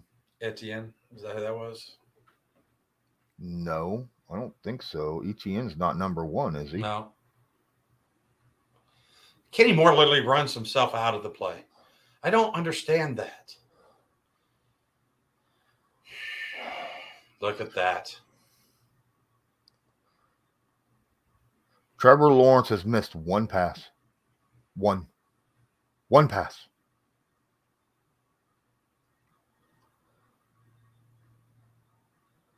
Another quick outside pass. Gilmore with the tackle after a pickup of 9.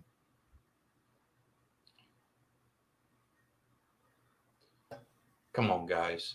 Somebody make a friggin' play.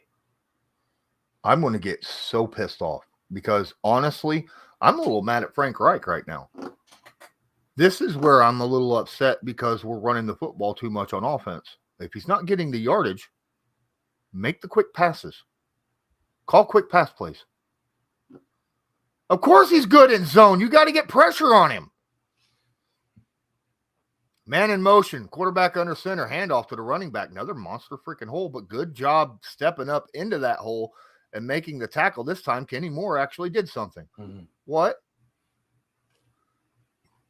We got to play some man press right here. Get a little bit of blitz in there. All right, guys, come on. Let's get the energy in this room. Maybe that's all it needs. We get our energy up. Amen. We got plenty of time. We've seen much bigger deficits, so come on, defense. Takes a snap, hands the football off, and he is grabbed by Big Grove in the back. He picks up a yard. Okay. But that's the first down, or no. Yeah, that was first down already. So correct. It'll be second down and 9. Yeah, I know, Sierra. They get the ball in the second half. Yep. Well, that means we got a defense that really got to do something. 2 drives in a row. Need to get them to punt here. Give our team a 2-minute drive, a chance at one. They're in no man land, so they'll go for it on 4th down even if they get stopped. Shotgun, takes a snap, empty backfield, quick pass. Ooh, he dropped that ball. Ooh, we got lucky there. 3rd down and 7 upcoming. That was luck. I mean, he wasn't going to get the first down. No. But because, Gilmore don't miss tackles. Yeah. But still, yeah, that was on you, bro. That was on you. Now, take just this little spark here. Let's multiply it. Let's get a third. We need 2 stops. We need 2 stops because they'll go for it on 4th down because they're in no man's land. Yeah. Or make them punt it if it's too much, just 7 yards. Or we get a sack. That'd be great. Yeah. Speaking of, quick pass over to center. Gilmore tackles. Oh, did he grab the helmet? That's 1st down. Gilmore tackled him, but he in all honesty, he got pulled right there.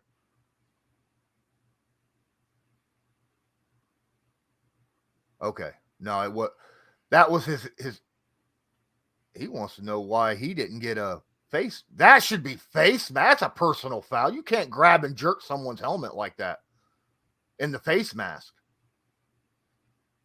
What's up with that? Did you see that? Yeah, and I agree, but come on. There you go. Oh, Yannick. All right. That's Defo. fine. Good hustle, Defo. That was good by both of them. Yeah, he sealed that edge. That's discipline. That lunging. I was like, ugh. I know it was good. 2 minutes left in the second quarter. We're at the 2-minute warning, ladies and gentlemen. Jacksonville leading the Indianapolis Colts 14-0. Yep. Ugh. I feel a little sick to my stomach.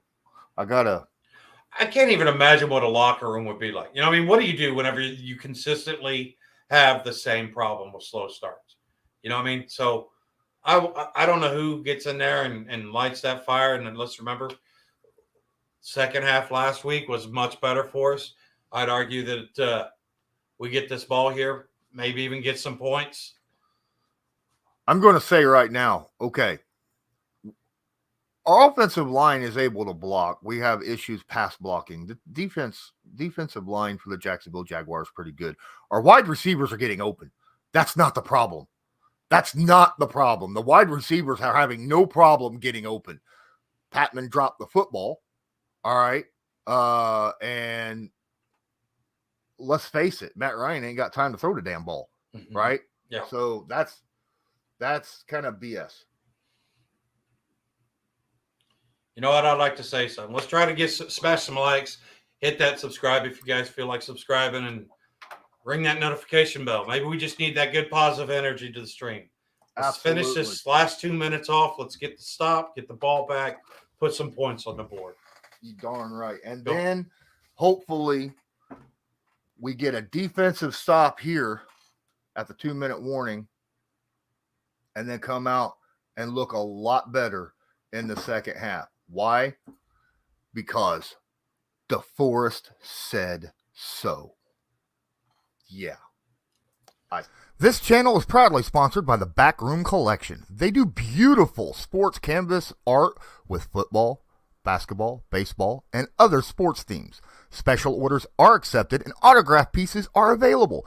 Many Indianapolis Colts signed pieces will be available beginning in November. Just use your discount code CL10 to purchase the pieces you want to spice up your living area. That's CL10. Yeah, I'm not overly happy right now with too many run plays. We need to get the quick passing game going. Mm-hmm. It's been there when utilized, but hasn't been utilized much. Trying to run the ball too darn much. And defensively, we're just not calling enough. We're not calling enough pressure.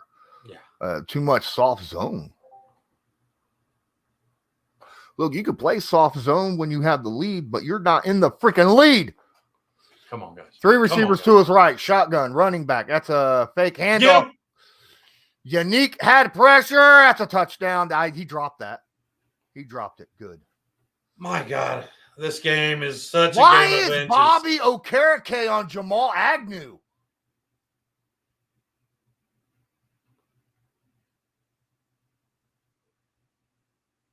I don't know how he was there, but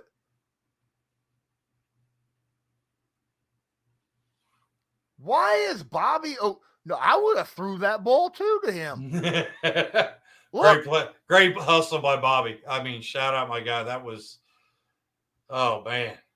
3rd and 11 upcoming. Shotgun running back to his left. 2 receivers to his right. Takes a snap. 5-step drop. Looks. Gets pressure in his face. That was DeForest Buckner.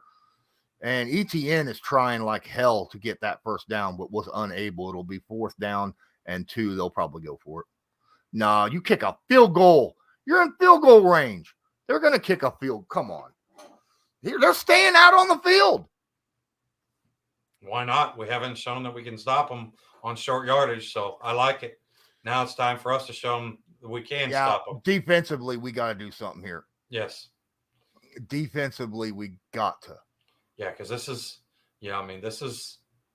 a gut check time right here. I mean, I know it's a minute 42. This is almost disrespectful, but I get it. Thanks for the subscription, Jody. Appreciate you.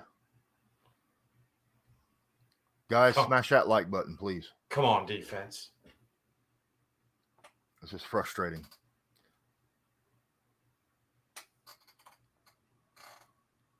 Here we go. They saw the Colts come back under 17 in the 4th quarter last week, and they're not having it. Well, and the thing is we got to stay disciplined. Okay, he is out there now. Yeah. Okay. I guess they're gonna have to stay disciplined otherwise, because they could have just been trying to draw him offside also. All right. Wouldn't mind seeing a block here, guys. If you can find one, I'd appreciate it very much. Thank you. We got a couple guys who are known for it, so let's see. Come on.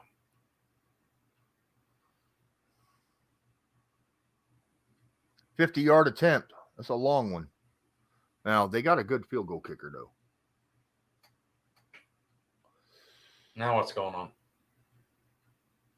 I don't know.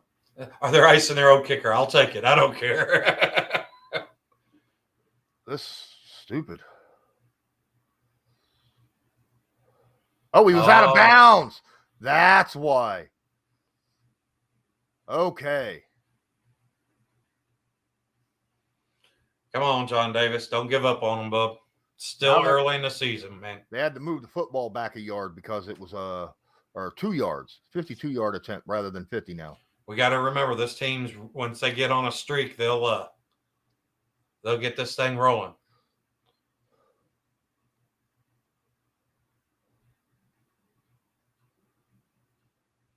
And the ball is up, and it is good. And they're up 17-0 with 1:43 left in the half. I will say this. We have a lot of new pieces on this team, okay? A lot of new pieces. Receivers, tight ends, offensive linemen, defensive players, coaches, all that stuff.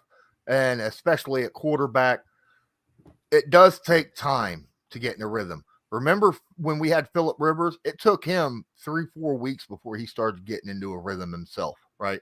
Didn't we start 0-3 with Rivers? I mean, or 1-4, something like that. Okay. So it takes time. All right. But I understand not wanting to lose to Jacksonville again in Jacksonville. It's frustrating. For me, it's more than that. I'll be honest with you, because you look at the schedule being so front loaded on the AFC.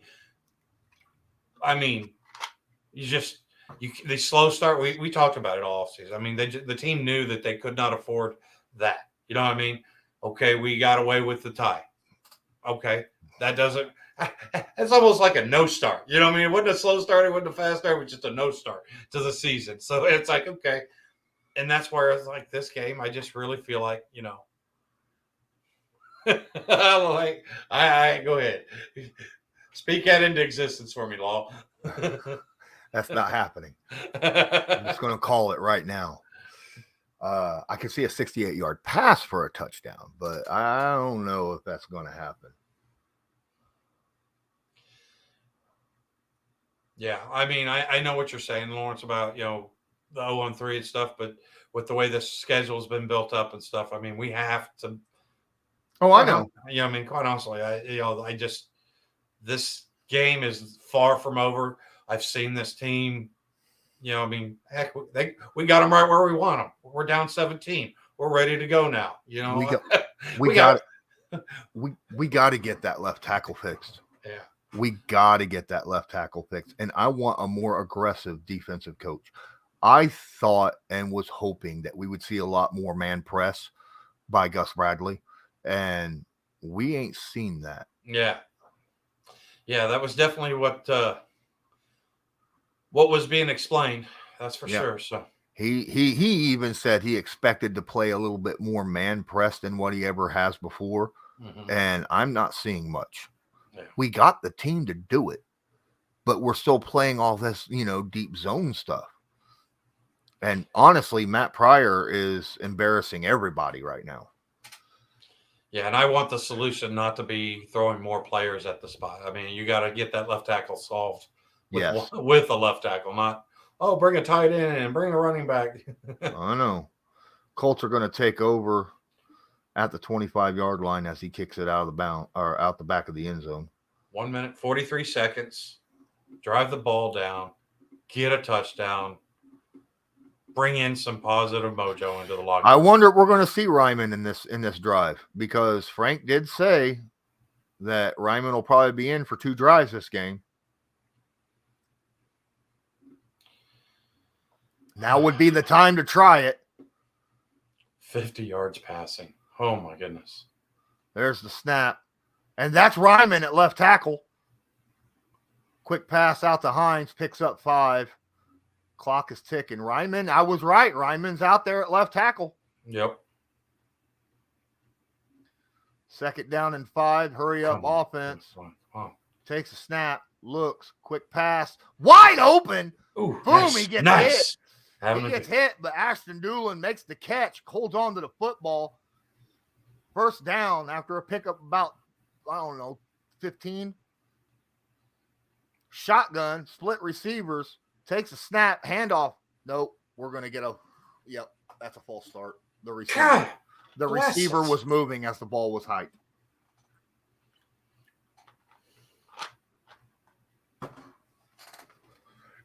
Minute 5. Come on. All right.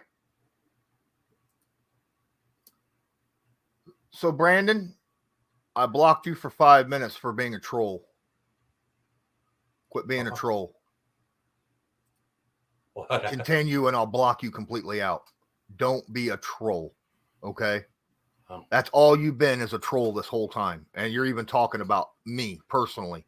I don't care if you're saying, I'm not good with that.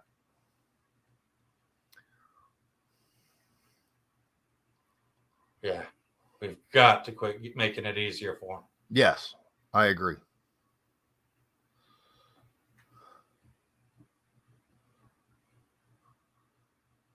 I don't care if you come in and have opinions, but don't be a troll at the same time. That's all I'm saying. All right. 1st and 15. Takes a snap at the 37-yard line, steps back. He's under pressure. He just dives. That was a delayed edge blitz right there by the linebacker. There was no one. Ryman had his man.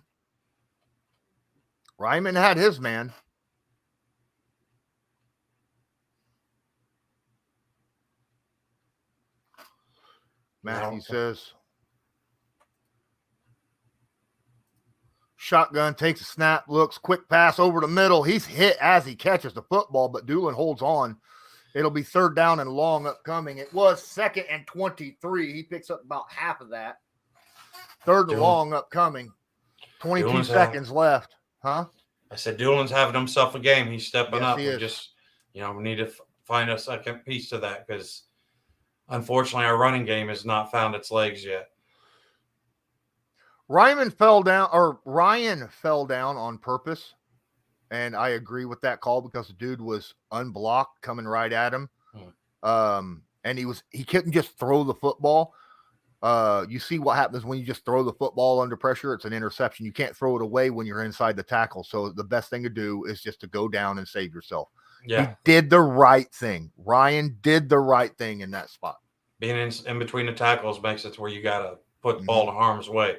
And live to fight another day. I mean, 3rd and 13, much better than them having the ball on their own. Whatever. Yeah. Yep. 3rd down and 13. That was a 10-yard pickup. Shotgun, split receiver, single running back. That's a flag on the play. I'm hoping that's a defensive encroachment.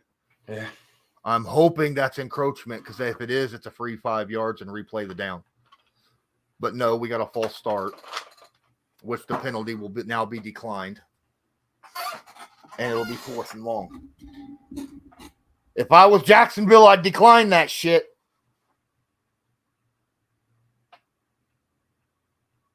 It was. Illegal 4th formation. down.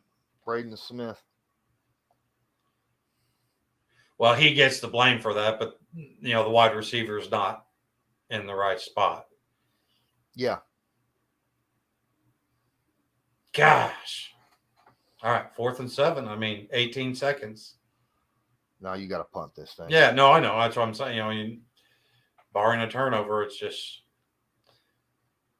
we got our MVP up on the field now.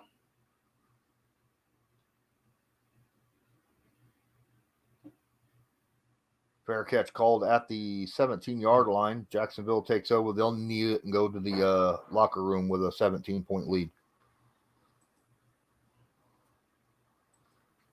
At least that's what I'm expecting. Yep.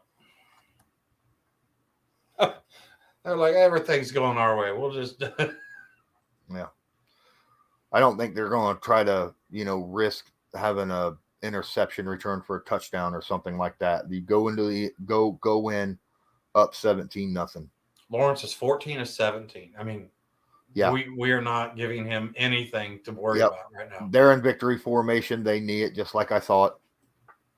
And the Colts ain't done jack or squat in the first half of this game as Jacksonville is leading 17-0. And of course, Jacksonville gets the ball opening the second half after they deferred the coin toss. But here's something that we can talk about a little bit. They actually look a little bit better, but the problem is our tackle looked bad. Ryman did a very good job on that drive. Yeah, I'm still going to wait because, Pryor looked good the first drive or two and then looked like a hot mess in the second quarter. So I know what you're saying. And honestly, I like the fact because, it's clearly not working. You've got to try something different. But to your point earlier, we've got to find a solution. Everybody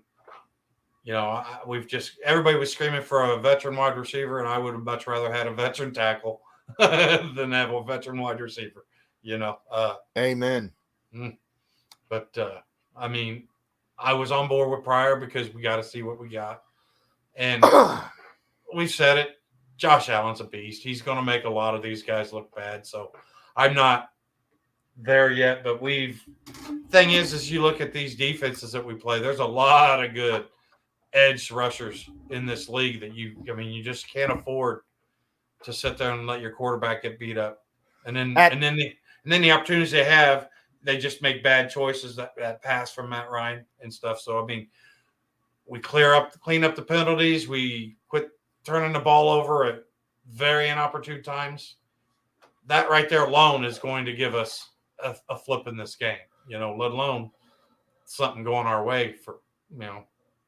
Here's what I'm going to say about the Pryor Ryman thing. I say you keep Ryman in until he proves that he can't do it. Absolutely. Because right now he's doing it. Screw that whole, he's going to get 2 drives this game. Nah, screw that. He did well on that drive. Give him another chance. Keep him going. If he gives up a play, that's fine. If he false starts and still gets beat off the edge, then I don't know what you do. You put Pryor in, then you put Ryman in outside of him as a tight end. Everybody we're running a heavy package for the rest of the game. Right. See, the thing is the mentality. I just don't understand where this team is in their headspace, because you can see in a lot of games where it's like you see the fight, you see the desire, and I feel like that's sort of missing in this game. I feel like what I mean, it's just Yeah. it's just missing, and I don't know why. How can it be missing against this team that has done so well? No, I am not saying fire Reich, because I'm not putting this game on Reich. Right now, I'm not. I think for the most part, he's called a decent game offensively. He's utilized timeouts and stuff properly, stuff of that nature. Reich's, the only thing that I don't like is he's got too many run plays while not softening up the front seven of the defense by passing. So that was the only thing that I could put on Reich. Gus Bradley's got me a little upset. That's about it. See, and I kind of agree with where I just lost it. Somebody, oh, there it goes. All right. Right here, the team just doesn't seem like they were ready for this battle. And I just don't, that's the part I don't, if you're going to give the head coach some grief, that's where it's like, is that on the players? Is that on the coaches? I don't know. But I mean, it's unexcusable. I mean, we heard all the turmoil after week 18, and then to sit there and last week and have such an underwhelming performance. This team is going, I mean, honestly, this game is not in question still, or this game is in question still. I feel like the Colts can come back in the second half and blow this thing wide open. But the fact that you're in this spot, the fact that we're this deep of a hole going into the second half is just, you just cannot start the season or games off that way over and over and expect to be a winning team. So Detroit's beating Carson Wentz 22-0 right now. Wow. 22-0. Wow. At least not that's not what we're looking at, but it's still not good.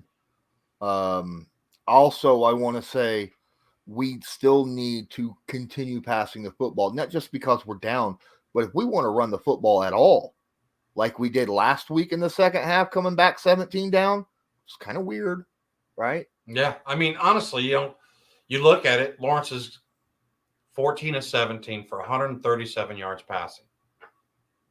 137 yards passing, I'm fine with that. The touchdown, I mean, but it's just, we've got to get these stops. I mean, now, like I said, this defense has got to get a turnover. We've got to get some momentum. Honestly, I believe we start turning that narrative and stuff, it's going to work in our favor, because this Jaguars team's a young team. It wouldn't take much to get them questioning themselves. But right now, every play is just a reinforcement of their confidence and stuff. And we're not doing anything to get in their head or anything to make them start second guessing a darn thing. Oh, that run play, that one run play, you get that one back, and all of a sudden the rush D looks really good. So, Like I said, it's just self-inflicted wounds, slow starts. I mean, poor decision making on Matt Ryan. It's a cacophony of things, and it's from places that you're just like, why is this a thing? I'm not surprised that Matt Pryor is struggling with Josh Allen. You know what I mean? I'm really not. Okay. But the thing is I am surprised that we can't run the ball. I am surprised that, Matt Ryan threw an interception that deep and on a driving, a good drive. That's the stuff that I'm most agitated by. That if the thing is that they can be cleaned up fairly quickly. Yeah, I think we can. Again, like I said, just will help is make sure you protect Ryan. All right. Mm-hmm. This whole 1-2 seconds to throw the football is BS in the NFL. You need at least 3 seconds, to go through your first and second read. Okay. So you need at least 3 seconds. So this game is not on Ryan at all. At all. He's made one mistake, which I put on him, and that's that interception. That was all him. He shouldn't have thrown that football. But all the other passes he's made, the sacks and stuff like that, he's done well for what he's been able to do. My biggest issue is protection. Yeah. The offensive line is playing like ass. And we've got to learn how to handle stunts. I mean, yeah. I don't know if it's just because of the new collective, but I mean, last year we struggled from a couple games with stunts, but not to this degree. I mean, they're coming in untouched. You know, I mean, whether it's outside the edge or up the gut, these stunts are just owning this offensive line. You're right, Stralis. Right there.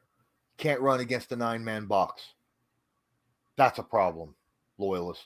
Yeah, no, I agree.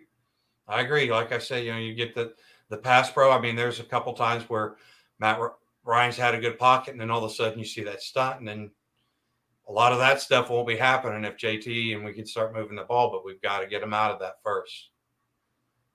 Are you surprised we haven't seen as much from Nyheim Hines? I'm seeing some stuff from Nyheim. I mean, he's had 2 targets, right? Yeah. He's been out there. No, I mean, but I'm saying being, utilized more. I felt like. Yeah, I've been seeing him out on the field, but, you got to have time to be able to throw it to him. Also, yeah, I don't know. Speed may have asked if we've seen any play action. It's hard to have play action if you're not running the ball. I know what you're saying. It is just not. They don't fear it right now. Yeah.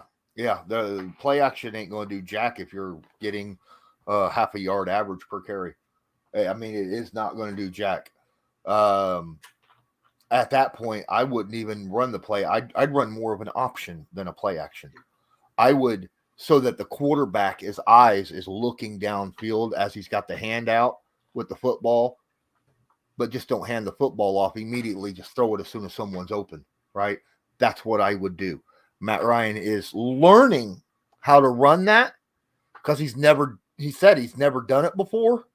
It's the first time he's done it. He's used to play action, but in this situation, I think it would be better to run it.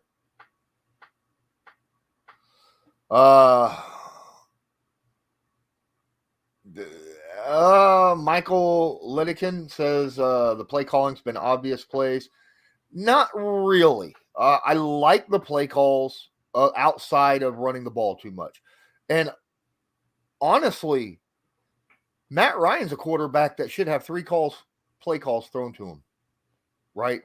The first one, and then 2 that he could option into depending upon what defense he looks at, right? That's what you do with veteran quarterbacks, with pocket quarterbacks who read defenses. And so running the ball into, again, he's got to be able to tell when it's time to run the football, when it's time to pass the football. Mm-hmm. So. Yeah, right now they need to, I know there's not a whole lot of adjustments that happen at halftime, but they've got to start discussing bringing more pressure from that D. You've got to start getting home. You've got to start making Lawrence worry about it. Yes, the defense is the big thing, in my opinion. From the get-go, we're not sending pressure and we're playing zone. We got to play man. We got the guys to play man. Let's play man and send 5. Send 6. Run it in there. All right. I'm going to put this whole game so far, the majority of the game is on defensive play calling and left tackle. All right. That's the 2 major points that we're lacking. We're a bit lackluster in that I don't like. But you know what? This defense has a chance to get out on the field to start the second half. If we can get out there, turn the ball over, get a 3 and out, give that offensive good field position. Yep. Start making the Jaguars think a little bit. Start making them, making that just tighten up a little bit. You know what I mean? Because this Jaguar team has been known to give up leads. You know what I mean? So, and the Colts have been known to take leads away. So that's what we need to see this second half for sure. I've liked what I've seen from the wide receivers so far in this game. Outside of the Des Patman drop, and let's face it, Des Patman was on the practice squad and brought up. Okay, so that's a practice squad drop. And I would say, a lot of people are complaining about Paris Campbell, but there's been multiple times where he's had a safety over the top. They're throwing extra focus to Paris Campbell. And I think that's because they feel like he's one of the few guys that can hurt him with the speed. You know what I mean? And, that's fine. Paris is doing his job. If he's tying up 2 defenders, I'm fine with that. That's why Ashton Doolin's being productive. Yep. Here we go. All right, second half beginning.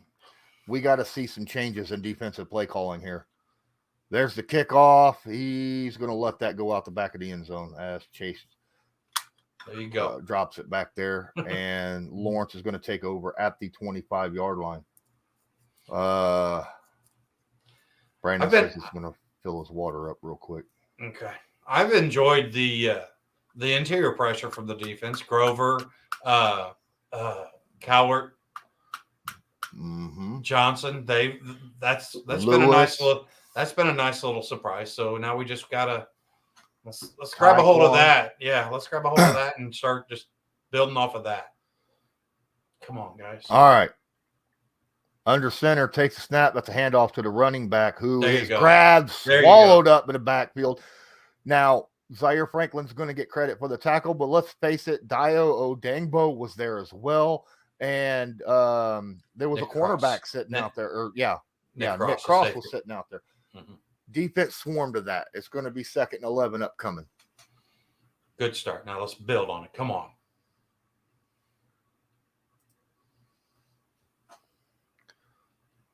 Shotgun, running back to his left.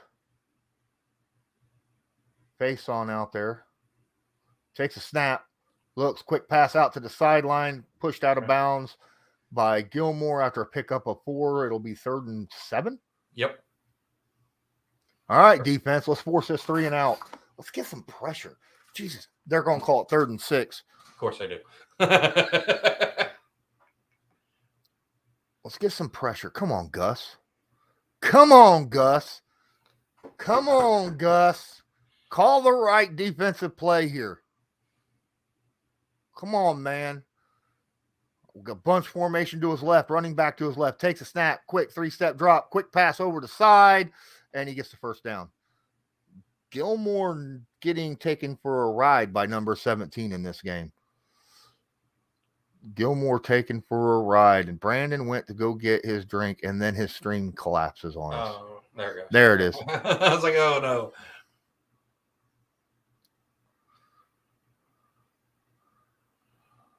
It's just a jab step in and loop out. Yep.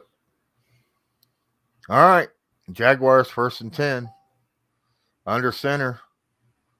Agnew in motion. Cross up. Takes a snap. That's a toss sweep. Oh, Quiddy. Gosh darn it. Quiddy crushed inside. It's still good. We didn't give up too much on that run play. I know. He did that last week. He gave up that edge a couple times. I just was hoping. Boom. Boy, did he get meat by 3 guys. Wow. He only gave up 2 yards on the run. I'm good with that. Yeah. And I'll tell you what, if that was a pass, Lawrence would have been under some serious pressure. Shotgun, running back to his right. Split receivers at the 42-yard line. Takes a snap.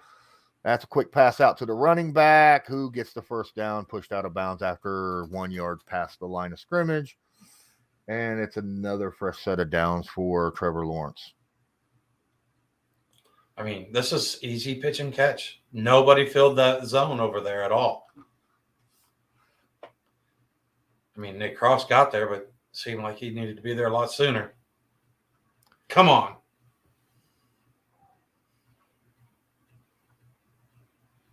And the stream is pausing on us again. So this is fun.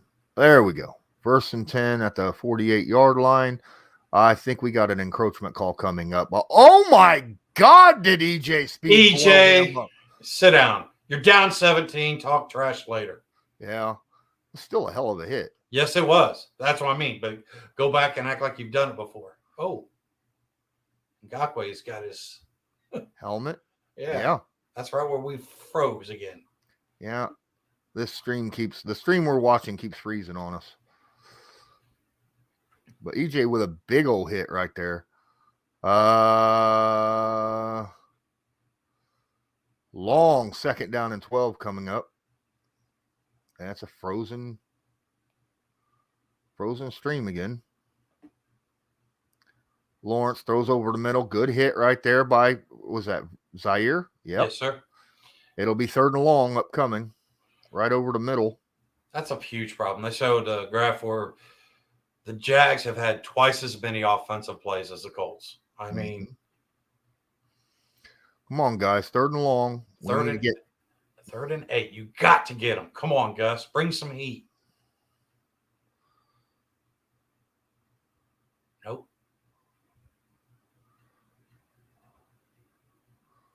Shotgun running back to his right. 3 receivers to his left. I think the Colts are going to bring a blitz right off the edge. Nope, they only send 4, but they get in there. Nearly intercepted by Gilmore. They got pressure on him, and Gilmore reached out there and almost came down with an interception. I mean, he cut it. Wow, the receiver wasn't even expecting it. Yeah, he was looking at the whistle, ready to start complaining. The tight end wasn't even looking. That was man coverage and good man coverage and forcing a punt in no man's land. What? And now there's a flag on the field. False start on the offense. Good. Doesn't really matter because, how close they are. But the thing is you start to see these little cracks. I'll take it. You know what I mean? That to me, just the defensive stop midfield. What are they on the 48? I think. Yeah. Got Cootie out there returning the punt instead of Hines. Yep. Because Hines is expected to have more offensive play, so you want to keep him fresh. Yeah. They're at the 49. There's the punt, nearly blocked. Cootie lets it goes out of bounds. No, that's touchback. That was close. That was close. Wait a minute. Oh, okay. Yeah, that was a touchback. Yeah, but the official started pointing right there. I was like, wait a minute. Yeah, he was pointing where the ball hit. Dude almost did a hell of a play here. I mean, so close. He was only about 2 feet off from where he knocked that ball out. But the Colts will take over after the touchback. Let's get some quick passing out here. I want to see Ryman out there at left tackle.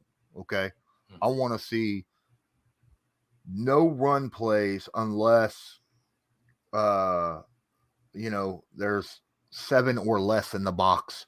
Okay. I don't want to see a run play when there's 8, 9 guys in the box. Period.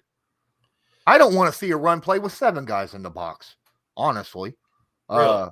Pass the ball until you soften them up. Yes. Right.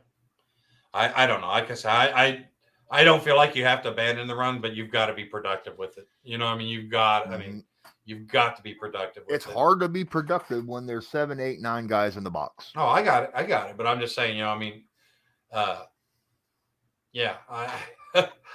just feel like what I'm trying to say is that the play sheet should still be wide open. You know what I mean? Mm-hmm. Yes, definitely run the ball if it presents itself. Yeah. Take what the defense gives you. Okay. If they're showing a lot of guys in the box, throw the ball over their heads. If they lighten up, then run the football. Yeah. Don't try to dictate to them what you're going to do. Let them dictate what you're going to do. You don't normally hear that, but when you're down, it's time to do that. Yep. Right. And our offense, I just believe in this offense. I do. Left tackle or not, I still think that we've got enough weapons to move the ball. We need more than just moving the ball. We need points right now. And the thing is we're always much better in the second half. So, like I said, we got them right where we want them. We're down 17. We're good to go. Rayonta James asks what's going on with Jonathan Taylor. It's not Jonathan Taylor's fault. This is the offensive line And the defense is, loading the box up constantly, and the offensive line just isn't able to create any holes for them. Yeah, I would say that as far as the line of scrimmage, the Jacksonville D, they're controlling the line of scrimmage as far as that goes. And unfortunately, on both sides of the ball, their interior is controlling the line of scrimmage. Yep. And that's not something that we're used to. I mean, since we've had Quentin Nelson and Ryan Kelly and Braden Smith and stuff. So let's see it, guys. Let's go. All right, Jonathan Taylor was out wide. Now he comes back, 3 receivers to his right, shotgun, running back to his left, takes a snap. It's a blitz off the outside edge. Quick pass into Jonathan Taylor, breaks tackles, and gets 9 on the play. Good job, Jonathan. And that was a good job by Matt Pryor there. Yep. He held his block good.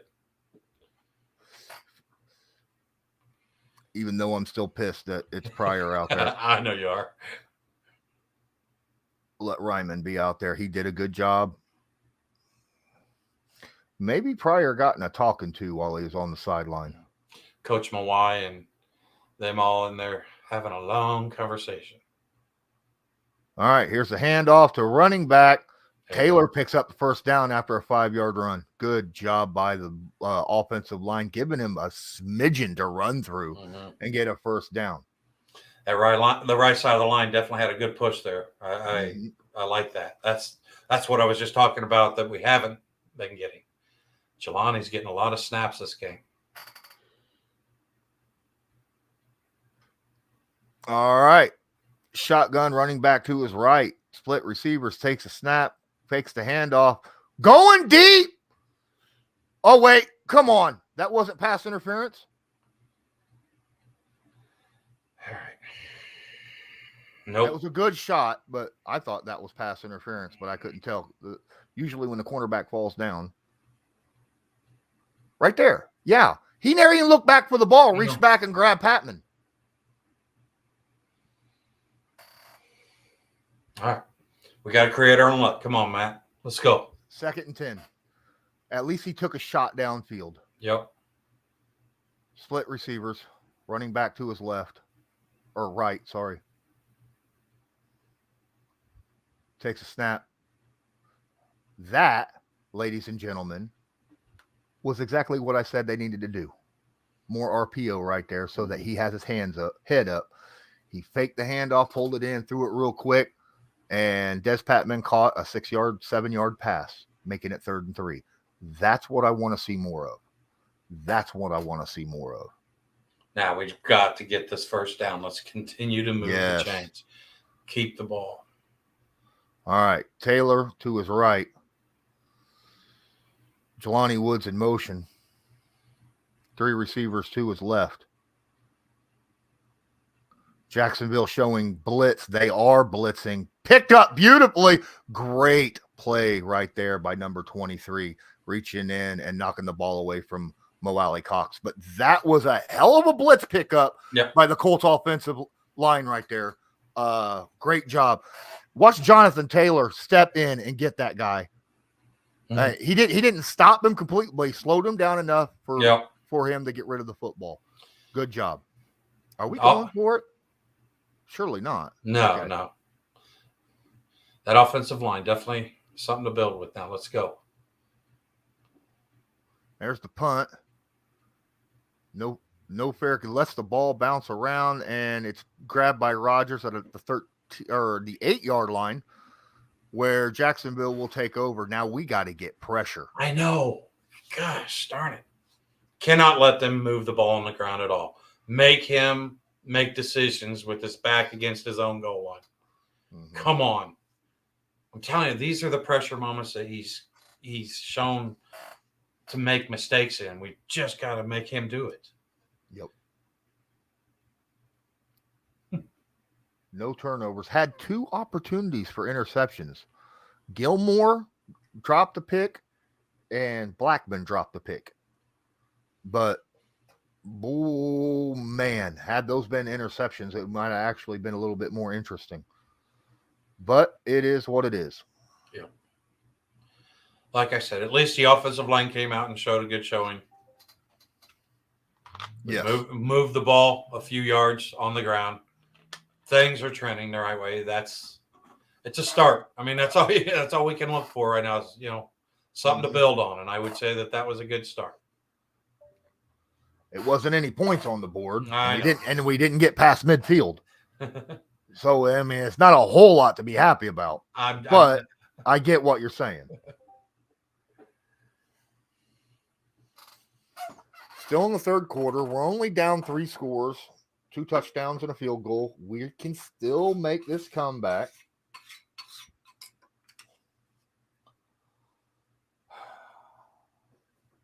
We're not any worse than what we were against Texas last week. No, we got a lot of time compared to that game. Yep. But they need to start doing something.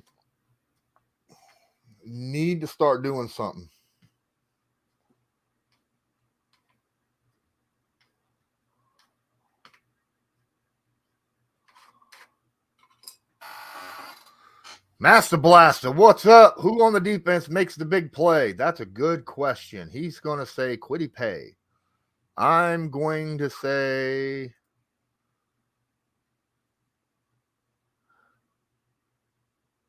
Kenny Moore.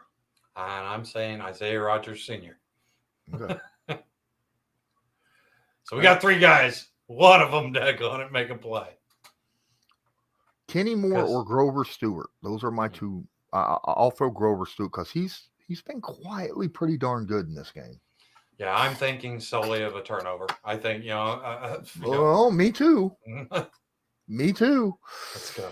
Got a roll out, quick pass. He's got all kind of room. He picks up the first down. EJ Speed covering on the rollout. That was a well-designed play right there, catching us in man coverage for the first time in a while. Ingram is just eating us alive. 17. I mean, yeah. What is that? Like 9 catches in a row, it seems like. Mm-hmm. Come on, guys. And the thing is we practice against those guys all the time. Yep. Big-bodied receivers. All right. I formation. Takes a snap. He is going to hand the football off. Kenny Moore was there. And then he gets trounced by Yannick and there at the line. You got those, Brandon? Get him, Brandon. Get him. You gotta pay attention.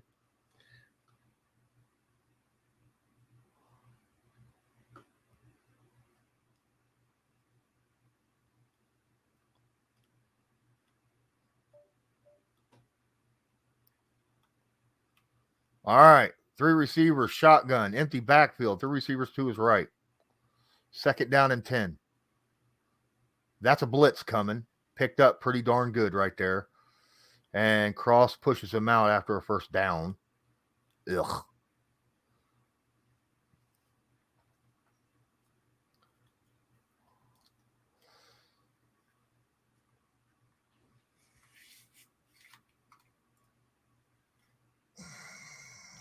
I don't know what's going on here.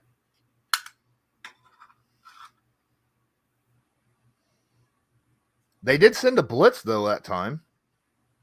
So that's something. Shotgun. Got bunch formation, man in motion.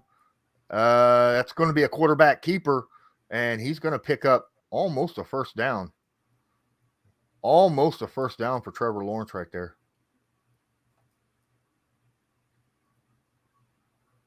Had 2 blockers out front. Oh, Yannick dove way too late for him.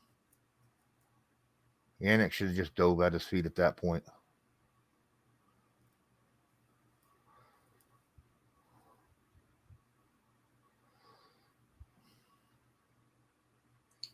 You hit report, and then you can, running back screen. And he's got all kind of room. Gets the first down and a lot more. You click 2 options. The first one is report. The second one is block. Or ban, whatever it is. No, now once you click report, they give you a list of 8 options that you have to pick.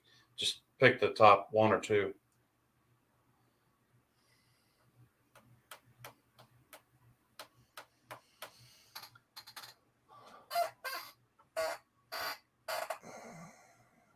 They're at the 49-yard line. Empty backfield. 3 receivers to his right. Shotgun is Lawrence. Takes a snap. Quick 3-step drop. Steps up. Wide freaking open. Wide open is Agnew. In that zone.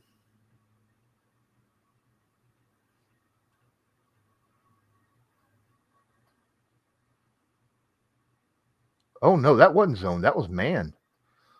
And EJ Speed was on him. Of course you're going to have problems when you've got a linebacker on a freaking Jamal Agnew.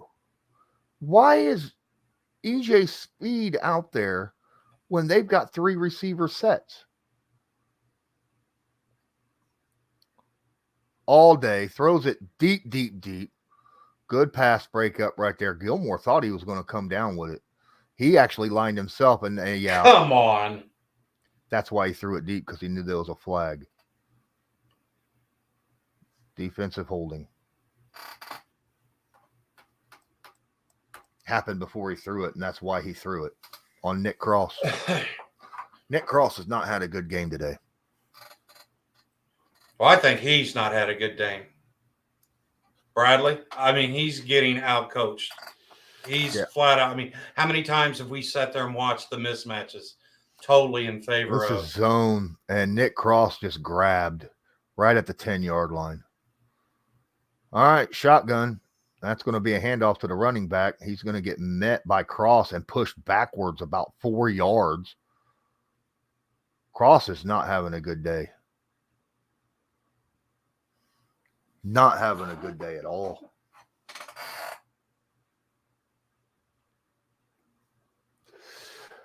I'm not happy right now, ladies and gentlemen. I might just quit this game. I'm not going to. I'm going to stick through the whole thing. Just remember that.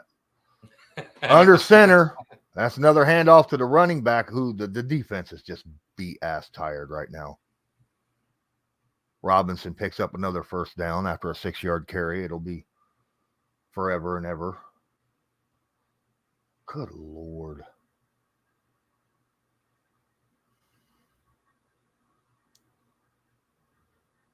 And, yep. And Godwin, I don't know. I agree with you, Ant. I agree with you. I'm not happy with Gus Bradley right now. Another handoff to the running back. Finally, they get a stop at the line of scrimmage finally again. Dio held the edge. That's a big, big start to that. You know what I mean? He forces him in the middle. Yep. I'm going to need a nap after this, after I get a headache. And I still got 17 and a half minutes of calling game. Jaguars, AFC South champions. Oh, my. All right. Handoff. Good stop at the line. Oh, we're going to. Kenny's pointing it on them. That don't mean nothing. I trust Kenny. Don't. It. Gosh darn it, Kenny. Encroachment by Dio Odengbo.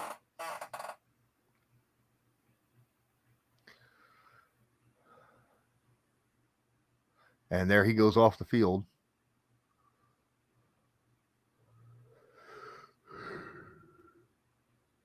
Yeah, I mean, I agree.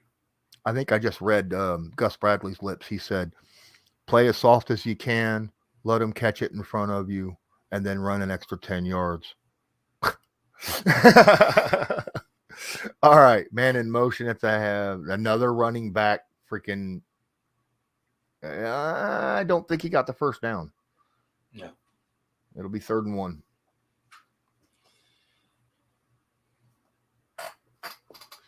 I agree that Bradley's being outcoached, but I'll tell you right now, this has gotten to the point now. I'm looking at the players and asking myself, who wants to step up and make a play? I mean, honestly, sometimes, you know what I mean? You just got to say, F it. Take it on your shoulders. Yeah. 3rd down and 1. Handoff to the running back, and he gets gobbled up in the backfield by about half the blue jerseys. Yeah. It'll be 4th down upcoming. Are they going to kick another field goal? I would. No, you go for it here. Screw it. You're already up like crazy. And if you don't get it, then you pin him way back there and force us to go. Yeah. All right, here we go. 4th down and 1. Please don't say what happens before we talk about it. 4th down and 1 at the 5-yard line. We got a timeout happening by the Jacksonville Jaguars. Okay. Please don't say in the chat because we want to react. Okay. We want to have an honest reaction. I don't want to see what's stuff come up in the chat. Yes, I'm a little depressed. Yes, I'm a little upset. I'd like to ask you a question about a statement you just made, though. You said you wouldn't kick the field goal, but that would make it 3 touchdowns versus 2 touchdowns and a field goal. It's still 3 scores. I got that, but I mean, 3 scores is, once that third one having to be a touchdown, that's a big difference to me. I think, honestly. But if they score a touchdown here, then it's 4 scores. Right. But there again, I disagree, but that's like I said, I'd rather have the 3 touchdown lead and then I would go, 3 touchdowns still wins it for the other team. Right, but what I'm saying is they need 3 touchdowns. They would need 4 scores to win if they score a touchdown here. Well, there's the snap. Oh my goodness, he's going to get it. Yep, touchdown.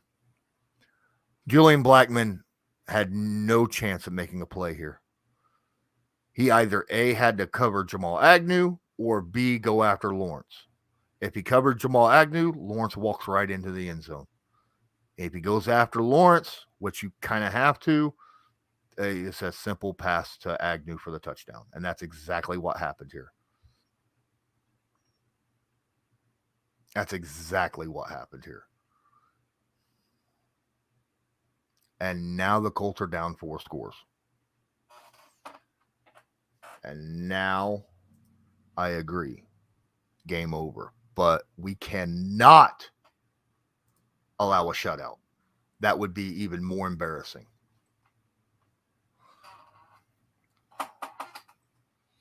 The offense has to do something here. Has to show some life. I mean, we don't even have 100 yards offense yet, I don't think. We got to do something. This is nasty.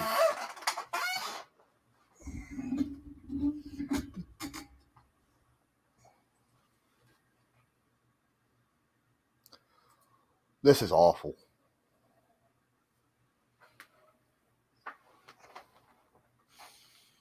I'm not over the game yet, but I'll tell you what. It's been hard because I'm grasping at things to look at and be like hopeful with, and I'm just not seeing it. And we're getting beat on our punter. We're getting beat on all aspects of the game except for our punter. Right. This is a terrible game. I mean, if we win, Adam, if we win, that'll be awesome. Mm-hmm. I'm still going to stick around, even if it's 39-0 with 5 minutes left. I'll call it right up to the end of the blast whistle, but this is just awful. At this point, the defensive line is just tired. Yeah, they're on the field a lot. But they're doing well against the run. I mean, again, the only really good run, you take that away, and they've got maybe 20 yards rushing total.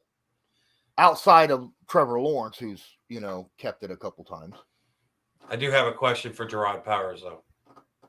Because how many times have we seen this D-line out in coverage? He's talking about how those guys are always, expected to run the secondary is always expected. Like, well, they definitely ought to be rested up with as many times we've seen our defensive linemen in coverage. Yeah, you're right. Film study. Trevor Lawrence has yet to be sacked. That's true. That's another situation. We haven't forced anything. I would say he's yet to be put under any pressure. And I'm not just talking, I mean, mental. No, I'm not talking about, I'm talking mental pressure. Yeah. There's nothing that we have presented to this Jacksonville team right now that gives them pause or gives them concern. I mean, once they eliminated JT, we look like we are just toothless. We're like, we got nothing. They take JT away. And it's like, that's just on the offensive side of the ball. The defensive side is worse. There's the kickoff. He's going to return it at the 1 yard deep. He's at the 15, 20, and should have just let the ball bounce out because he gets to about the 22.5 yard line.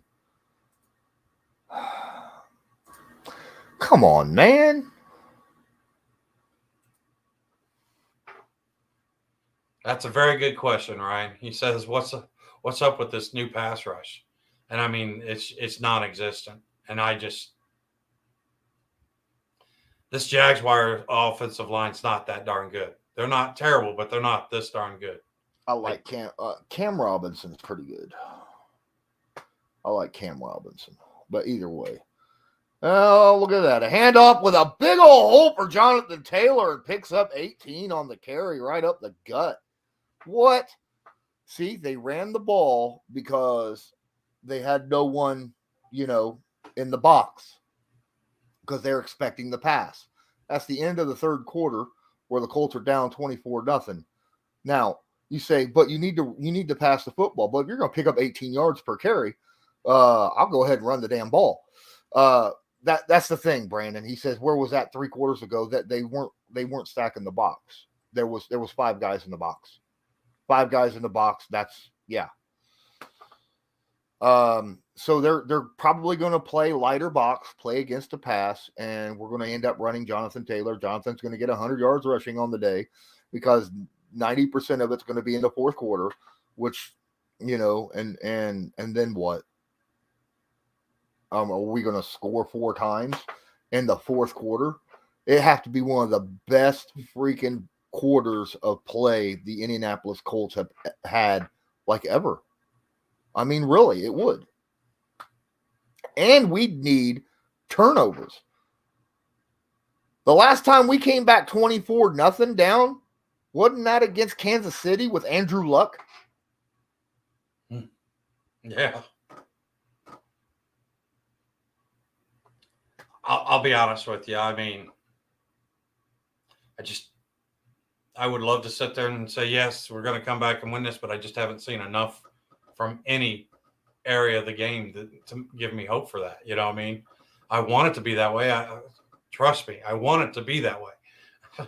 But that's a good question here by our actual KDC City. Says 3 touchdowns, 3 2-point conversions tie the game.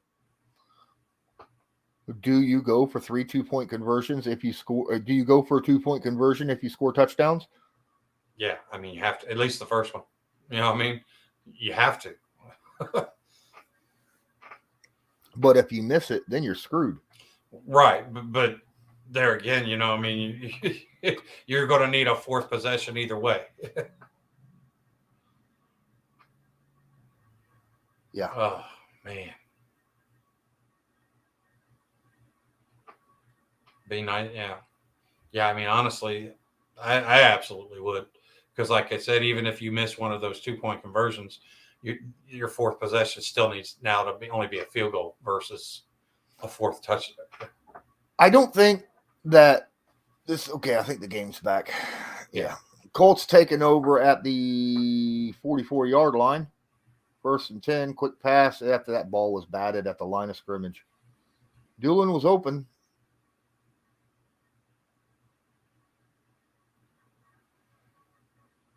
But there was an unblocked blitzer. Yeah, they're just outnumbering us, just bringing more than.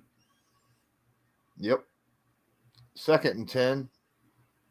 Quick pass, and that's good play by Doolin there, catching the football, diving forward. The offensive line picked up that stunt nicely, too. Yes. Picked it up nicely, finally. Ryan trying to call quick. I'm not having an issue with the receivers in this game. I think the receivers are playing their game. We've had one drop. Yeah, I'm having a problem with the team. The team has just seemed like they didn't show up to play what they knew was going. We all knew this wasn't going to be easy. Kylan in motion, shotgun, double stacked receivers. That's a handoff to the running back, Jonathan Taylor, who just burrows over a couple, like 5 people, gets all the way down to the 26-yard line. And there's a flag on the play. Good God, this better not be holding.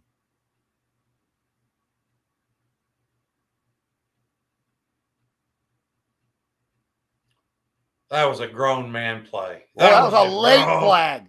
That's a late flag. And I'm wondering if that's on Jonathan Taylor for leading with the helmet. Or if that was it.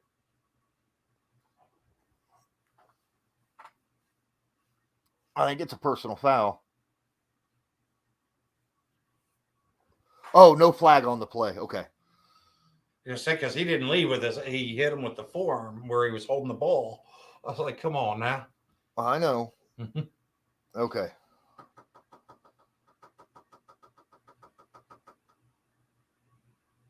That right there where he just lowered his head. Yeah. Well, yeah, but that's a defensive move you're going to do. I mean, he didn't hit him with his head. Yeah. All right. 1st and 10.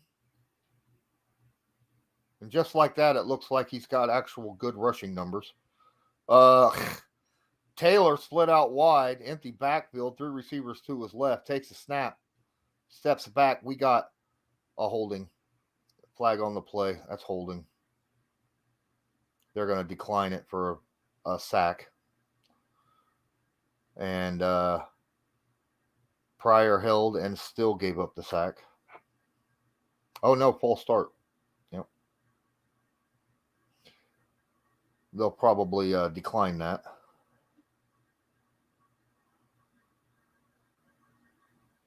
Yep. 2nd down and what, 14? 15? 13. Other way.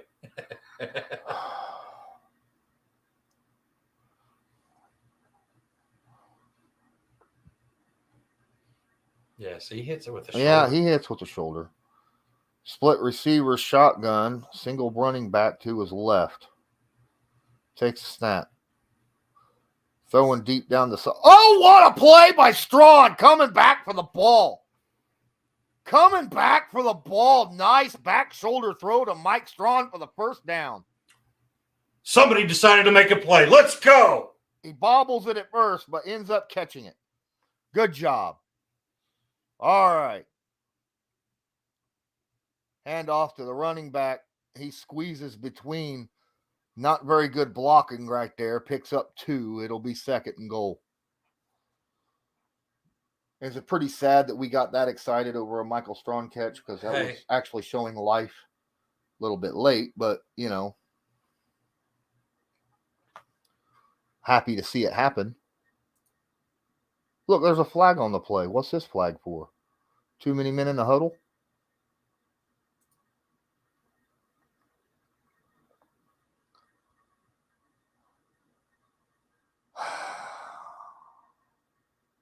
Oh, it's on the defense. I'm sorry. Every time I see it, it's like... It was too many men on the field. I was right. Too many men on the field. Oh, they're called. That was a flag on the previous play. Oh, so they're hitting that. Well, now we see how they feel. That was a late ass call. Now I can see how they're getting so many guys in the box. Right? 1st and goal at the 5-yard line. 1st down, yeah.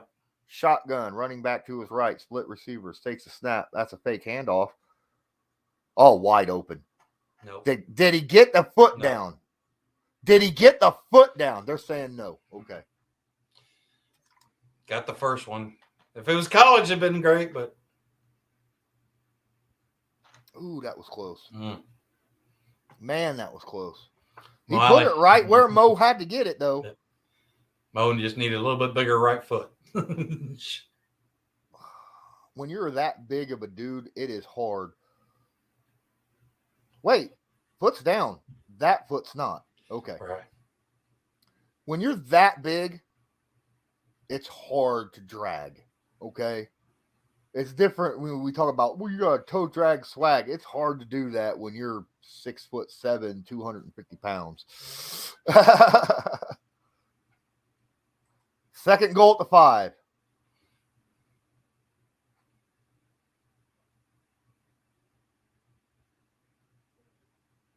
Ooh, did it drag a little? That was so close. He tried to drag it. So we call a timeout. I don't know. I mean, whatever it takes, we gotta get a score here, a touchdown. Yeah. I mean, we've only got 12 minutes left in the game. Yeah. And we're down 4 scores and 7 years ago.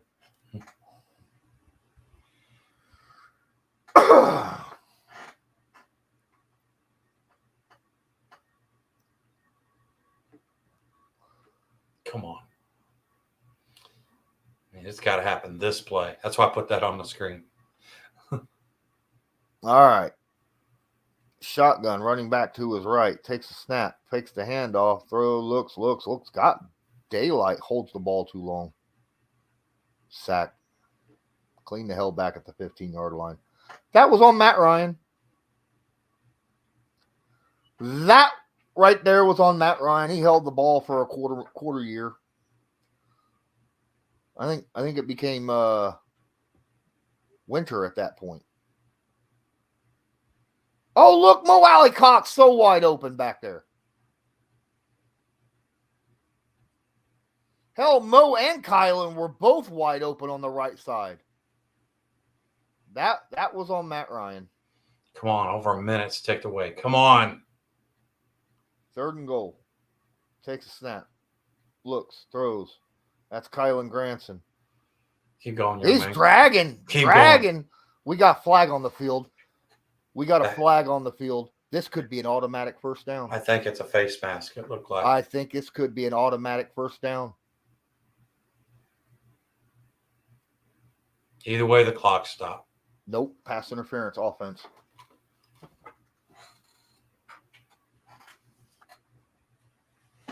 Paris Campbell. I'm sorry about the injured Jaguars player on the field. Don't like to see injuries, but that's ass.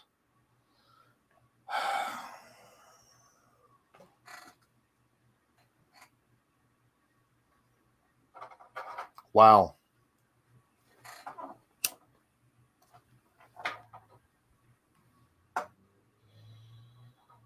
Why is Paris in the game down there at that point? I would have all the big dudes out there. I mean, Paris is 6 foot tall, but I still don't understand how Paris gets a call. I mean, you've seen when the flag came out, he had already caught the ball, turned it upfield, gotten hit multiple times before the flag ever came out. How the heck is it pass interference? I mean, are they always really that slow? Wow. I'm trying not to be hating on everything. it's hard not to hate on everything when you're down 24-0. To the Jags. The Jaguars have our number. Well, if you guys have it, please smash that like. Please. We need something good out of this. Absolutely. I hope the Jaguars player is able to get up and go and walk off whatever it is, because again, I don't want to see injuries. Even to the Jaguars, I don't want to see injuries to anybody. It's just not something you like seeing on the field.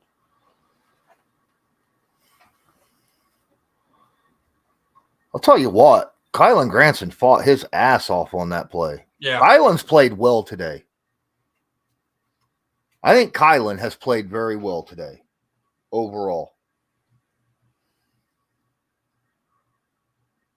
There's definitely going to have to be some very serious conversations, serious questions being asked to. I'll tell you why. because any quarterback in the NFL is going to play well when you're going up against zone defense with no pressure at all.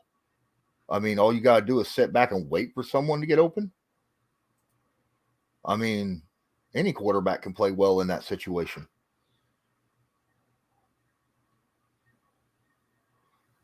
Agreed with you, Joe. Agree with you. 3rd and goal at the 22-yard line. 3rd and 22. Got 2 plays to get it, guys. Empty backfield. 3 receivers to his right. Shotgun takes a snap. Here comes 18 people. It's quick pass under the to about the 13-yard line where he's going to go down. They're all kind of excited. That wasn't Naheem Hines. The Hines is pissed off, and I would be too. They're going to go for it. 4th and goal at the 13. They got to do it. No, you don't bring Sam in. Come on. What is this? No.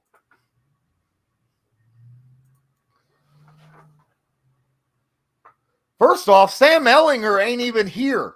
He's inactive for the game. All right. Split receivers stacked at the right side. Running back to the left. Takes a snap. 4th and goal at the third. And he's going to. Oh, he shook a sack. Rolls out to his right. Throws it for an interception. No. He just knocked it down. Okay.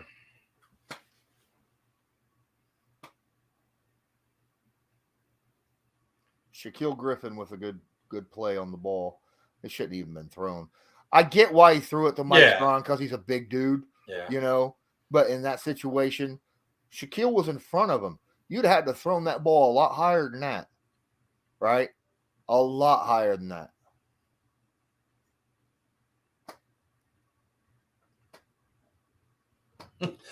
Joe Thornburg. My guy, I don't even think Joey Baggs had enough bad juju in him. Oh yeah, this is sorry for Joey Baggs. He's at the game, so he's been at the last 2 Jacksonville games. Well, Tevin, appreciate you being here. Thanks so much. Make sure that you had that like button hit because we are here. Yep, we'll see you next. Well, Loyalist will see you next week. Yeah.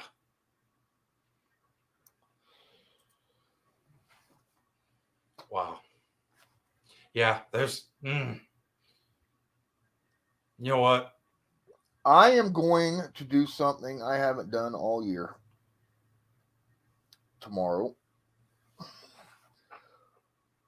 I don't care if Gerard fights me with it or not. I'm going to be an asshole tomorrow in my belief stream. I mean, straight up, I'm going to start throwing blame. That's what I'm going to do. And it's not going to be to the guys that you guys are been blaming all off season. I thought the receiving core did okay this game. All right. Blame to me goes to Gus Bradley on defensive play calling. Blame goes to the offensive line. Blame goes to a few plays from Matt Ryan, to be or not. Those are the big things, in my opinion, in this game. Those are the 3 biggies. Who's your blame going to? You're asking me or you're asking them out there? Okay, yeah. Like I said, we didn't get any pressure. I mean, honestly, this is a team-wide. I mean, no pressure on Trevor Lawrence to speak of. The offensive lines look like a hot mess. Honestly, I'd give Bubba Ventrone a pass, and I would probably say Reggie Miller or Reggie Wayne. You know, these young guys, there you go. These young guys have stepped up. But, I mean, honestly, I'm from the top down. This has been an all-out failure of a performance against a team that you had to represent well. That's what they're calling pass interference, and it was holding. Yep. Well, yeah, he hit him before the ball. Yeah. Nice 3rd and 6. Yeah, EJ Speed been bringing bringing the lumber this game. It's just not been enough. Second down 11, quick pass over the middle. It's completed for about half the yardage. It'll be 3rd down and 5 upcoming. 9 minutes, 45 seconds left. Yeah, like I said, the blame, there's this performance was so poor that I feel like the blame has to be spread out because, and I do start with coach. Like I said, this team was not ready to battle. You know what I mean? I'm going to sit there and talk to him and say, where do we find some accountability? Where do we turn this thing around? I'm not saying fire Reich. I'm just saying, you got to start at the head whenever you've got this big of a failure. There you go. All right. 4th down. We're forced to punt. What? Good job. Go for it. Finally. First punt the Colts have forced in a minute, it seems like.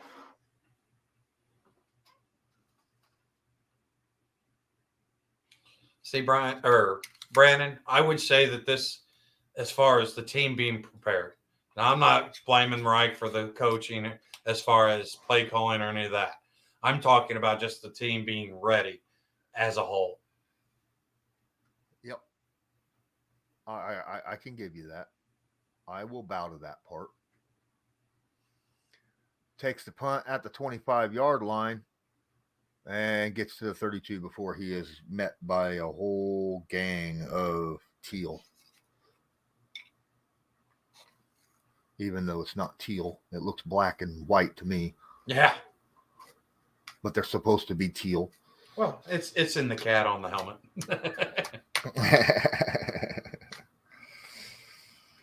All right. A film study. Ouch. I mean, I understand the message, but ouch. It says the Chiefs have a bye week next week. I'm telling you right now, this team starts showing up week 2, week 3. Who knows? I don't know. I mean, week 3. I will agree with Sean on one specific thing here. We need to draft a quarterback. I'm thinking that, if we're going to need to get a quarterback at some point, right? And sometime soon. So yeah, I like the idea. But again, this is only week 2 of the NFL. So the things that I really, really worried about, though, is, you sit there and you see Yannick Ngakoue. I mean, I get it. He's not gotten any sacks, but I would argue that he's not gotten a whole lot of pressures in this game. I mean, I felt like, he's been hemmed up. The interior is what it is. They're good, but that's not where you're going to – that can't be the only place that you're getting your pressure, from your D-line. The edges are not winning their one-on-one matchups, and that's a problem. I thought Quiddy would have a better showing, and he's been pretty silent. And then we've said it, a lot in this game. Where's the early pressure on these routes? Where is it that Trevor Lawrence is having to pass up his first or second option? I just haven't seen it. The one play that sticks out most in my mind that I am most pissed about this game, I'm going to tell you straight up. 4th down and 3, Jaguars went for it. We sent only 3 guys and left Quiddy Pay back in coverage. What the effing heck did we do there? That right there pisses me off beyond all measures. Okay? That's just one play that I can pick out. There's a lot of them I can pick out. But that, I am not happy with Gus Bradley at all. Speed, I was talking about the few plays that he wasn't. All right, Ryan throws. Oh, look at that, a catch. Oh, look at that. Wow, Des Patman makes another catch. The receivers are getting open. All right, you got to get Ryan time and quit freaking allowing him to get that. This is the thing. I think the receivers and the freaking tight ends are playing their butts off. They're getting separation. Ryan just has no time at all. Throw it away. Thank you. Oh, yeah. Yeah. Amen. Master Blaster. A freaking men. Right there. 2 weeks in a row now, Matt Pryor has played like ass. Get rid of him. I'd drop him. Why is he even? Okay, he's not. Ryman's in. And have you noticed so far, Ryan has had time to throw with Ryman in? Well, What? I mean, nah, he got pushed out of the pocket on that one too. It's just Look at that. Look at that. Look at. Don't tell me the Colts can't get separation when Ryan. He got pushed out of the pocket on the play before after about 3.5 seconds of sitting in that pocket. He had plenty of time. oh yeah. Ryan, look at Ryman just manhandling freaking Josh Allen. The receivers are getting open. You just got to give Ryan time.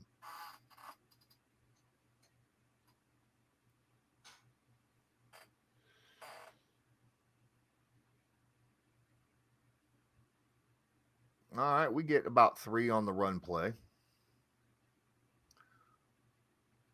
But Ryan has made a couple bad decisions in this game when it comes to throwing the football. And the offensive line has played like ass. But the receivers are literally getting open. Pryor needs to just be let go. You would keep him as a swing tackle or move him around? I don't know. I mean, he played okay as a guard. There, you got it. Oh, come on. He had what? There, Mike Strawn. It was a good try. It was a good try. He had Patman was open, and then it was too late, and then Strawn came open. They were getting open in the first quarter. They've been getting open all game. It's just Matt Ryan hasn't had time to throw the football. That's the problem. All right. When he's getting pressured within a second or two of snapping the football, that's an issue. They've been getting open. It's just you can't expect a receiver to get open in the first second and a half of getting off the line of scrimmage. No receiver does. Give them time to run their route. Ryman again holding his own. And this time Braden Smith gives up the sack.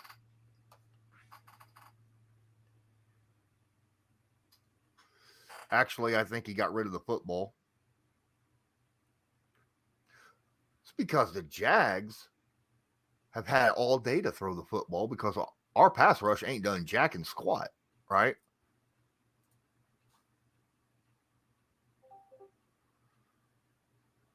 Oh, God.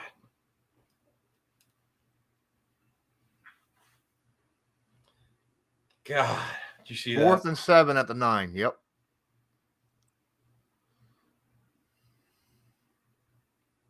Here comes an all-out blitz.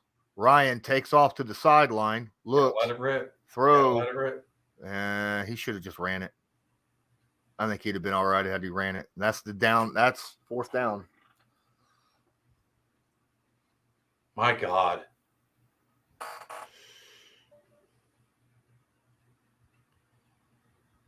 He didn't need to run out of the pocket.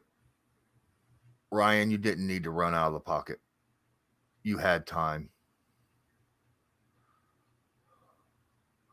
You did not need to run out of the pocket, Ryan. He thought there was pressure where there was none. He had time. That whole drive, Bernard Ryman held his own. Bernard Ryman held his own that entire drive.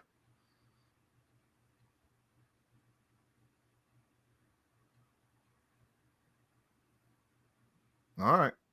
Timeout, Colts. Timeout. Really? Yep.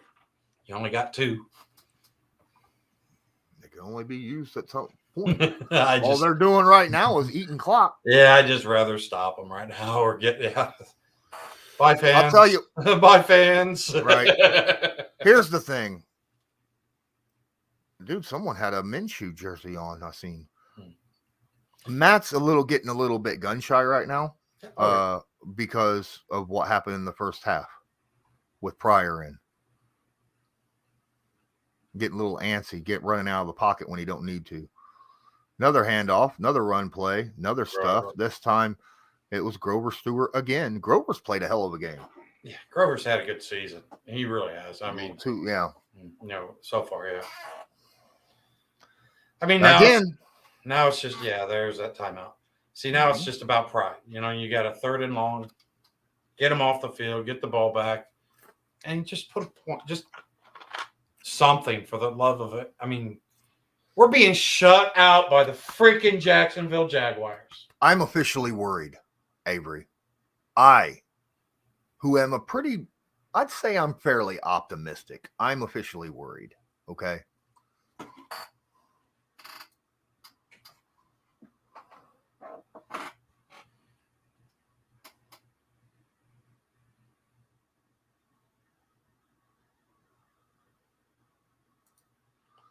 I mean, I'm trying to find something to talk about. I mean, I can talk about the Jaguars cheerleaders. That's positive. I mean, EJ Speed's played well. I mean, there's been individual players that's played well, but as an overall, this is a team fail. 3rd down and 8. Did he catch that? Or was that knocked out? Off the ground. Okay. Good play. And I think that was my boy that made that play, wasn't it? Wasn't that Rodney? Oh, I don't know. I think that was Rodney that came up and put the hit. I'll be honest, I was just waiting to see if he ran with the ball because I couldn't tell if he caught it or not off the tip.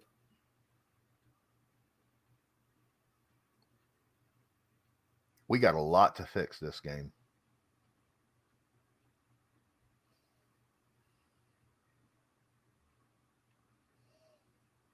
Go, go, go, go, go, go, go, go, go. Kuti gets out to about, 37, 38? Oh. Well. Please score. Yeah. I don't want to drop a goose egg here. I don't care if you kick a field goal. Score. There's no way you're going to score 4 touchdowns in 5 minutes. So, geez, this is moving pretty quick. Imagine what Irsay's thinking right now. There's no doubt in my mind. I am, because he's thinking the same thoughts I am right now. And if he ain't, then he needs fired too. Hines changing direction, trying to. Whoa. I didn't like the choke maneuver, but okay. He's got to play as he's got to play. Oh, Sean. No, he is not active. He's inactive, and I still wouldn't put Ellinger in.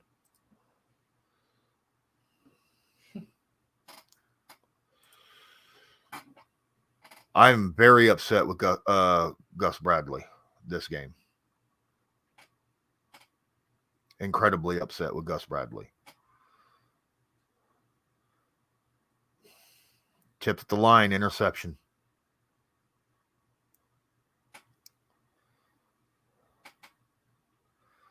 Tipped at the line, interception. Matt Ryan has not had his best game. I'll tell you that. He hasn't played very well. If I was the Colts, I'd really be thinking that maybe we shouldn't take a plane ride home, because everything they've done has gone wrong. Call for it. Well, that's a good defensive play right there by the tackle. He got that hand up at the last second. Yeah, but I mean, it's just well, Allie's just standing there. What about me?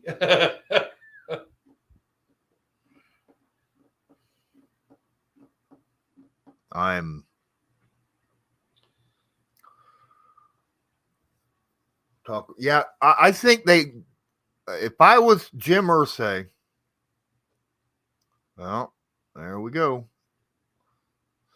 If I was Jim Irsay, I'd tell the entire defense, all right, get taxis. That way you got a long drive home to think about this game, including Frank Reich. You know, I'd make Frank Reich drive home by himself. I'd make Gus Bradley drive home by himself. This isn't cool. This is awful. Guys, we're still here. 4 minutes left in the game, down 4 scores. If you haven't hit the like button, please do it. Please. Handoff. Run defense has done pretty good outside of one run play. That one was just.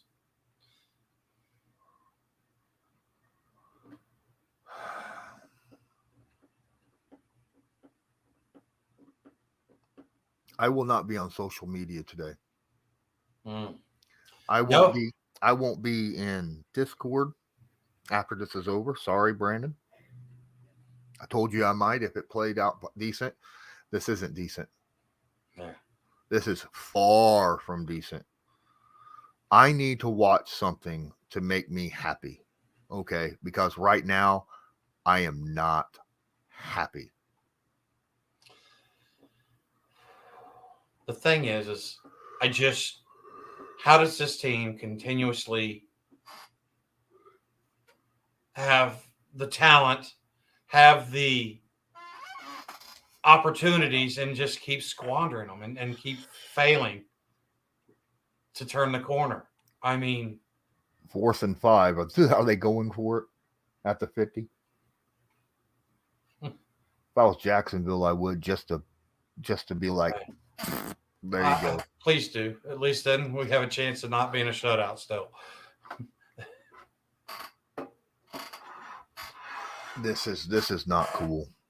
Speed Maverick says next week's a scary thought, and I agree. I was already nervous about having to do the first reaction by myself because yeah, because honestly, and this is the honest to goodness truth, having Leonard and Pittman out there wouldn't have made a 24-point difference. No. Right? And that's a fact. Oh, hey, why not? Oh my God. He's in such a hurry. He just kicked the ball out of bounds. He's like, I don't want to get hit. That don't mean nothing. Really, it's not bad enough. Now I got to watch Tom Brady score a touchdown. What is going on, universe? Wow, that was a 3-3 game. Wow.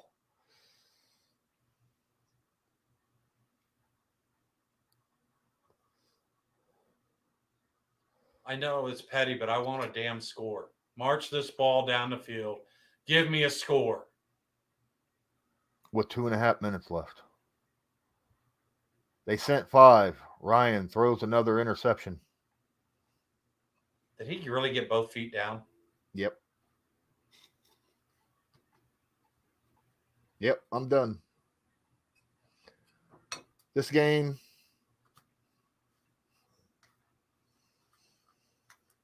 he threw it with pressure in his face. Right up the gut on that blitz. See it? There it is.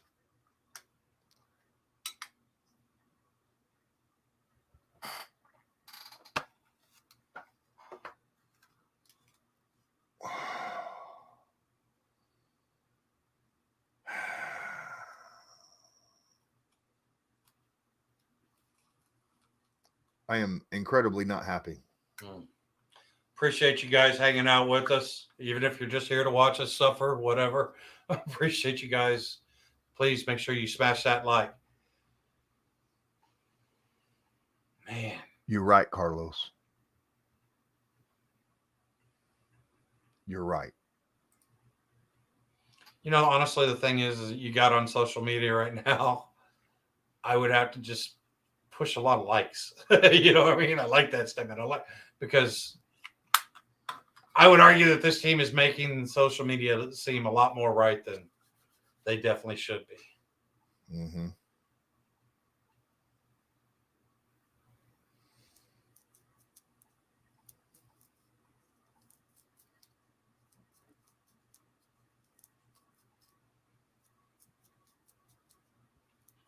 What a start to the year.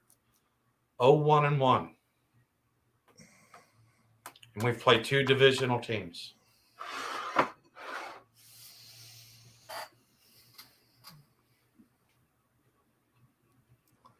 I mean, we went into this thinking we were the AFC South leaders to win this thing. And I would argue with what the Texans and the Jaguars have done. They might be better than us. The Titans may just eviscerate us. I mean, we may be praying for a 24-0 game. This is just ludicrous. This offensive line has put Ryan in a no-win situation. It's bad. And a lot of it is, I hope to God Pryor wasn't in on that drive. Was that Pryor or Ryman out there? It was Pender's guy that got in on him. The edge also got in on the backside. Yeah, about almost the exact same time, just a hair a little bit later. I seen Ryman in at the beginning of the series, but I don't know if that particular play. Yeah, look, I know you guys are here and wanting us to be positive, and I can't be positive with this. It's hard. I mean, without lying to you guys and just being, disingenuous, and I'm sorry.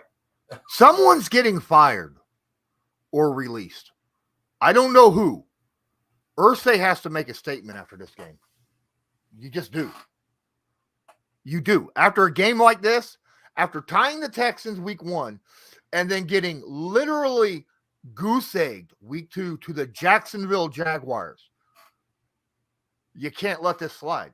Irsay has to do something. And I am not a guy who says that normally, but at this point, I feel like something has to be done.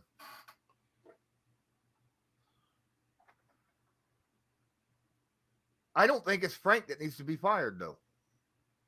I think you need to do something to put a match under Frank Reich's ass, but I don't think it's Frank Reich that gets fired.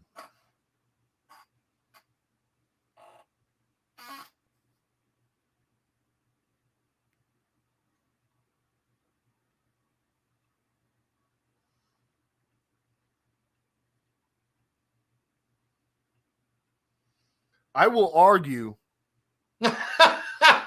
Sorry. I got to put this up. Let's fire Blankenship again. Bring him back just so we can fire him. Sharma, thank you. That's the first laugh I've had all day. Thank you. Thank you. 3rd down and 9. Defense is actually doing something, maybe. Oh, because it's a handoff, and they stopped the run again after a 3-yard pickup. All right, we're going to force another punt. New England's beating Pittsburgh 17-14. 8 minutes left in the game. What a game. As a Colts fan, why? As a friend of several Patriots fans, congratulations, guys. So far. I would have to agree with Speed on this. I think Gus Bradley would lose his job before Frank Reich would. I really do. I agree with that statement, but I don't see that happening this week 2 of his after a game like this, though, Irsay is going to say and do stuff to shake things up. Yeah, he will, as he should. There needs to be a coming to Jesus moment for this team. There needs to be something that and I'm not trying to pretend like I have the solution. I just can't see them letting go of them. Jaguars are going for it on 4th down. Are you kidding me? At the 20.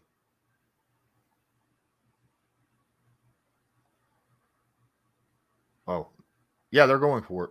29. In field goal range, and they're going for it. Oh, I get it. Just run the clock out. Oh, there you go. He didn't get it. All right. I had to wait for the spot because I knew he didn't get it. But Brandon says OBJ signing Monday. Honestly, I don't put this on the receivers. I thought the receivers did well. Overall, I thought the receivers played well today. They were getting open when, they had time to. They were running their routes well and getting open. Matt Ryan made some bad passes, bad decisions. The O-line wasn't protecting. You know what? I like this. I know it's probably a typo, but I agree. Irsay's got to fight Frank Reich. Just let him sit down, throw blows, something. Look, I know that Irsay is like, yeah, I don't. No, Irsay would hurt Frank Reich. Okay, I really believe that. I think I would put money on Irsay. He's seems like a broken down old guy, but he's a bigger dude than you think. A little wire, a little squirrely, isn't he? The Colts defense, like I said, I'm putting it on Gus Bradley for not finding a way to create pressure. That's on the coach. That's on the defensive coordinator. And it's BS. 14 seconds left. It's a handoff.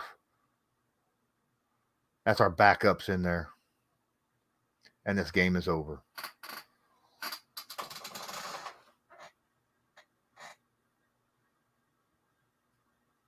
Guys, thank you all so much for hanging out.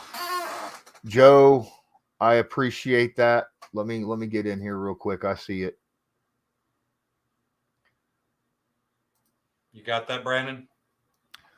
Joe Mama drops $5. He says this is dog shit, Joey. And you're right. 100%. This is dog shit. I can't walk out of this with any kind of happiness at all. Something has to happen after this. Period. Guys, if you haven't hit the like button, please do it. Not happy at all. Completely and utterly unhappy. I can't throw blame on one person. You can't do that in this situation at all.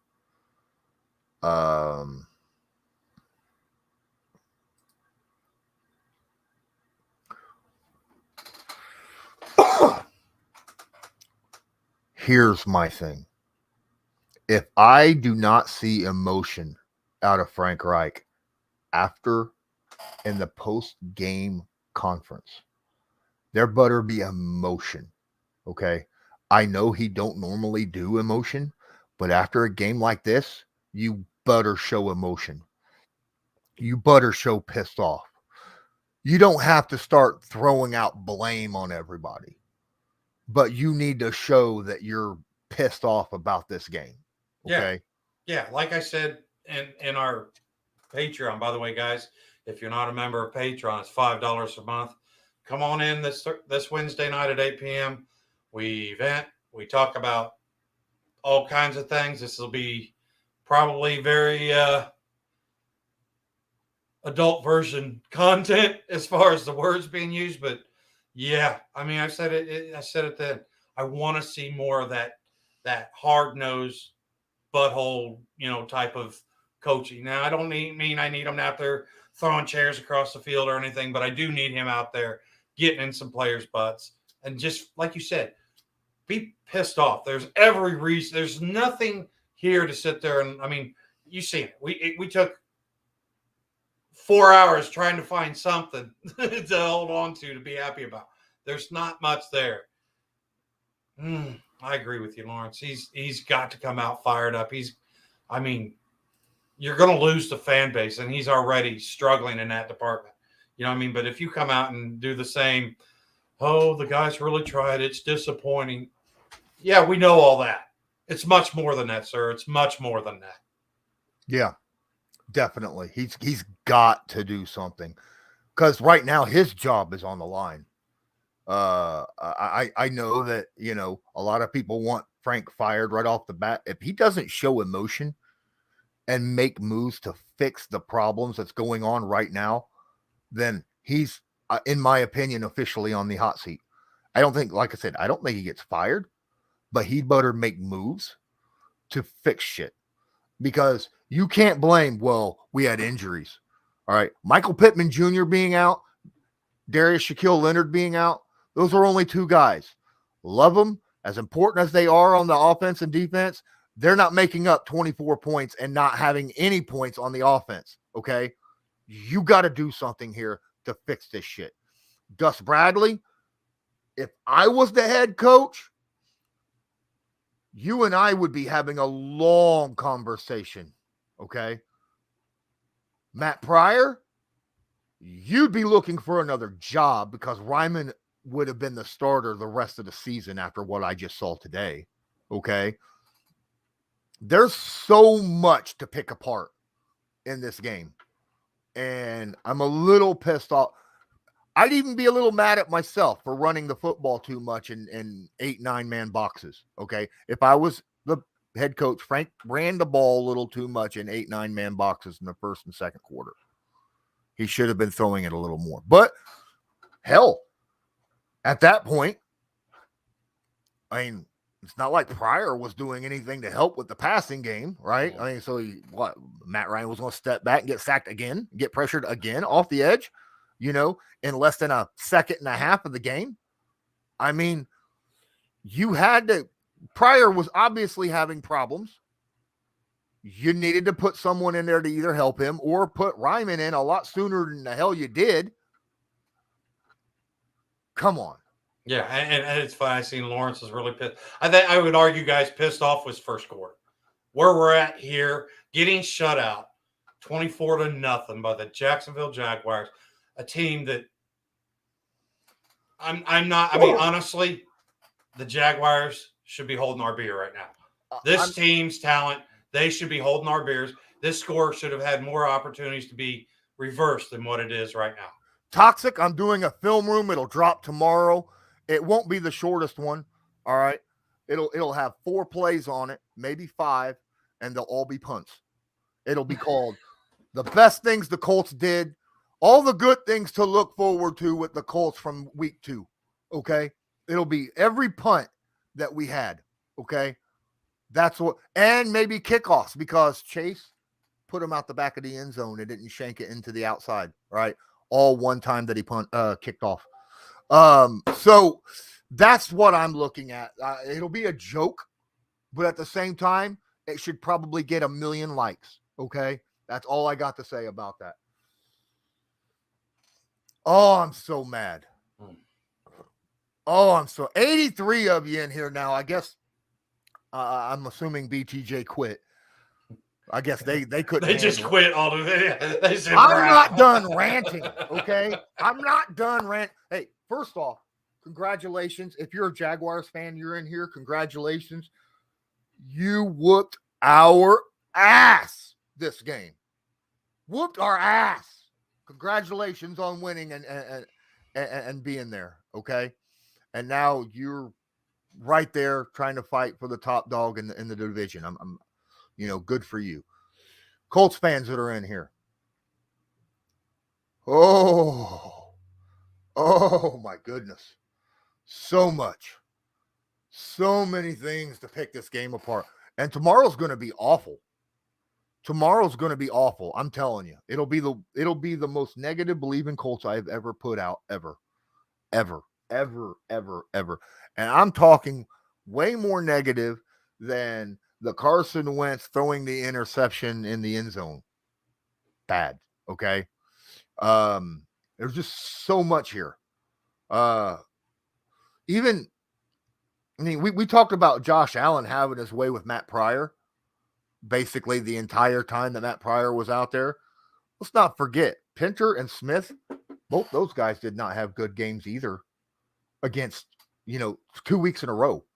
2 weeks in a row, those guys have not had good games. So it's this offensive line. You know who's actually had a decent game? Now, I can't put that stunt on Ryan Kelly because it was a damn good stunt. And when in a situation like that, he was engaged, and then Allen came around too quick. There was no way he could adjust to that fast enough. He tried, but Allen just moved too quick. I thought, for the most part, Kelly and Nelson played a decent game. But, oh my goodness, this was awful for the most part. by the offensive line, by a lot of the play calling, by defensive play calling by far, right? Gus, I'm so pissed off at Gus. It's not funny. Good Lord, if you can't get the pressure on the quarterback with 4, what the hell makes you think you're going to get it with 3? Huh? Come on now. No, I'm not happy. Not happy. No, and like you said, there is just nothing to sit there and grab a hold of and hold on to. I mean, it's like, man, I just never in a million years did I see this team following the way things ended up last year. How in the world do you come out? Honestly, guys, it's quite possible we could be in the cellar on this AFC South standings now. I mean, the Texans, play the Broncos. That wasn't that impressive a game. I'd argue it's going to be a tall task for the Titans. But how in the world how is that even a possibility when we started off with arguably the easiest scheduled teams to play in years? No, this is utter. There's no excuse, none. Like I said before, yeah, we had a couple important people out this game. It's not enough. That's not an excuse for what we saw today. It was bad all the way around, And Toxic, you asked if we hitch our wagon to a bad QB, and the thing is it's hard telling because he hasn't had time to do anything to sit there. I mean, yeah, I agree that interception early in the game, but that last one, I mean, it was got to try to make something happen type of play. Last 2, what I mean? So it's like, I don't know. I really don't know if Matt Ryan's, not the guy to lead this team. But I will tell you right now, this offensive line, I would argue you could put Deshaun Watson or any quarterback, Patrick Mahomes, whoever, you're not going to be able to produce at a level that's sustainable winning games with an offensive line that just is not holding up. And this is our crown jewel of this team. This is what we've spent all this money on. It's an offensive line that we knew that Matt Ryan, 37 years old, not the most mobile quarterback. You've got to protect him.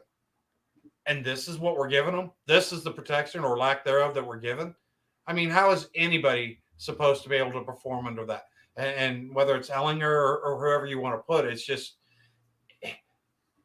it could be worse. It could be worse because at least right now we don't have Matt Ryan out there throwing left-handed passes. We don't have Matt Ryan, passing up on an easy check down and throwing it into triple. What I was seeing was people were open. Matt Ryan wasn't, throwing on time. He wasn't, when he had time. If he had 2 or more seconds to throw the football, there were guys open. He either threw a bad ball, made a bad decision, or didn't throw it in at the proper time or the proper place. But I was seeing receivers getting open all over the place. Even Loyalist will tell you there was times. I remember one play where you were like, why didn't you throw the ball? Patman was wide open, right? Yeah. And then you waited too long, right? Yeah. So that's a problem. Hold on. I got another. Hey, I appreciate you, Cyborg, for dropping $5 using the donation thing down here. Says, felt great going into the season, but to see these back-to-back performances, and that says it all. I felt great walking into this season too. Mm-hmm. Thought that we were on it. I thought, I had high hopes, and now, screw that. Yeah, film study. Strasser is the O-line coach, and then the assistant coach is Kevin Mawai. So, I mean, I don't know. I mean, it would take a lot for me not to just sit there and pull the plug on a lot of places, especially, I mean, can you imagine what these next couple weeks are going to be like? I mean, seriously, guys, can you imagine? Now we got you. We think this is bad, but now we're getting ready to go in and face the Chiefs, and we're getting, and after that the Titans, and it's like, is this really? I mean, I remember we were bickering back and forth. Oh, for 4-0 or 3-1. I mean, 1-1. 1-1. Gooch didn't leave. He got fired. And he ain't got a job right now. So, wow, there's a lot of. All right, guys. Ladies and gentlemen, I think I'm done. Thanks, everybody, for being here. Tomorrow, Gerard and I are going to have a day to talk smack. Gerard's just calling in sick. He's going to see this. He's like, nah, I don't need to be part of that. Guys, if you haven't hit the like button, please do so. Subscribe if you're not subscribed. Until next time, I'm Lawrence Owen. That guy right there is Colts Loyalist. Appreciate you sticking it out with me through this god-awful game. And until next time, as usual, have a good one.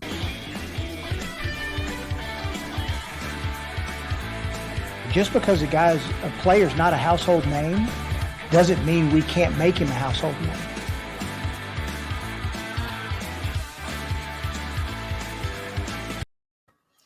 There's no such thing as overreacting when you lose the way we did. Okay? Something has to happen. Period. I don't care. Someone gets the blame. Someone is getting fired. Moves have to be made. Let's see if they happen. Have a good one.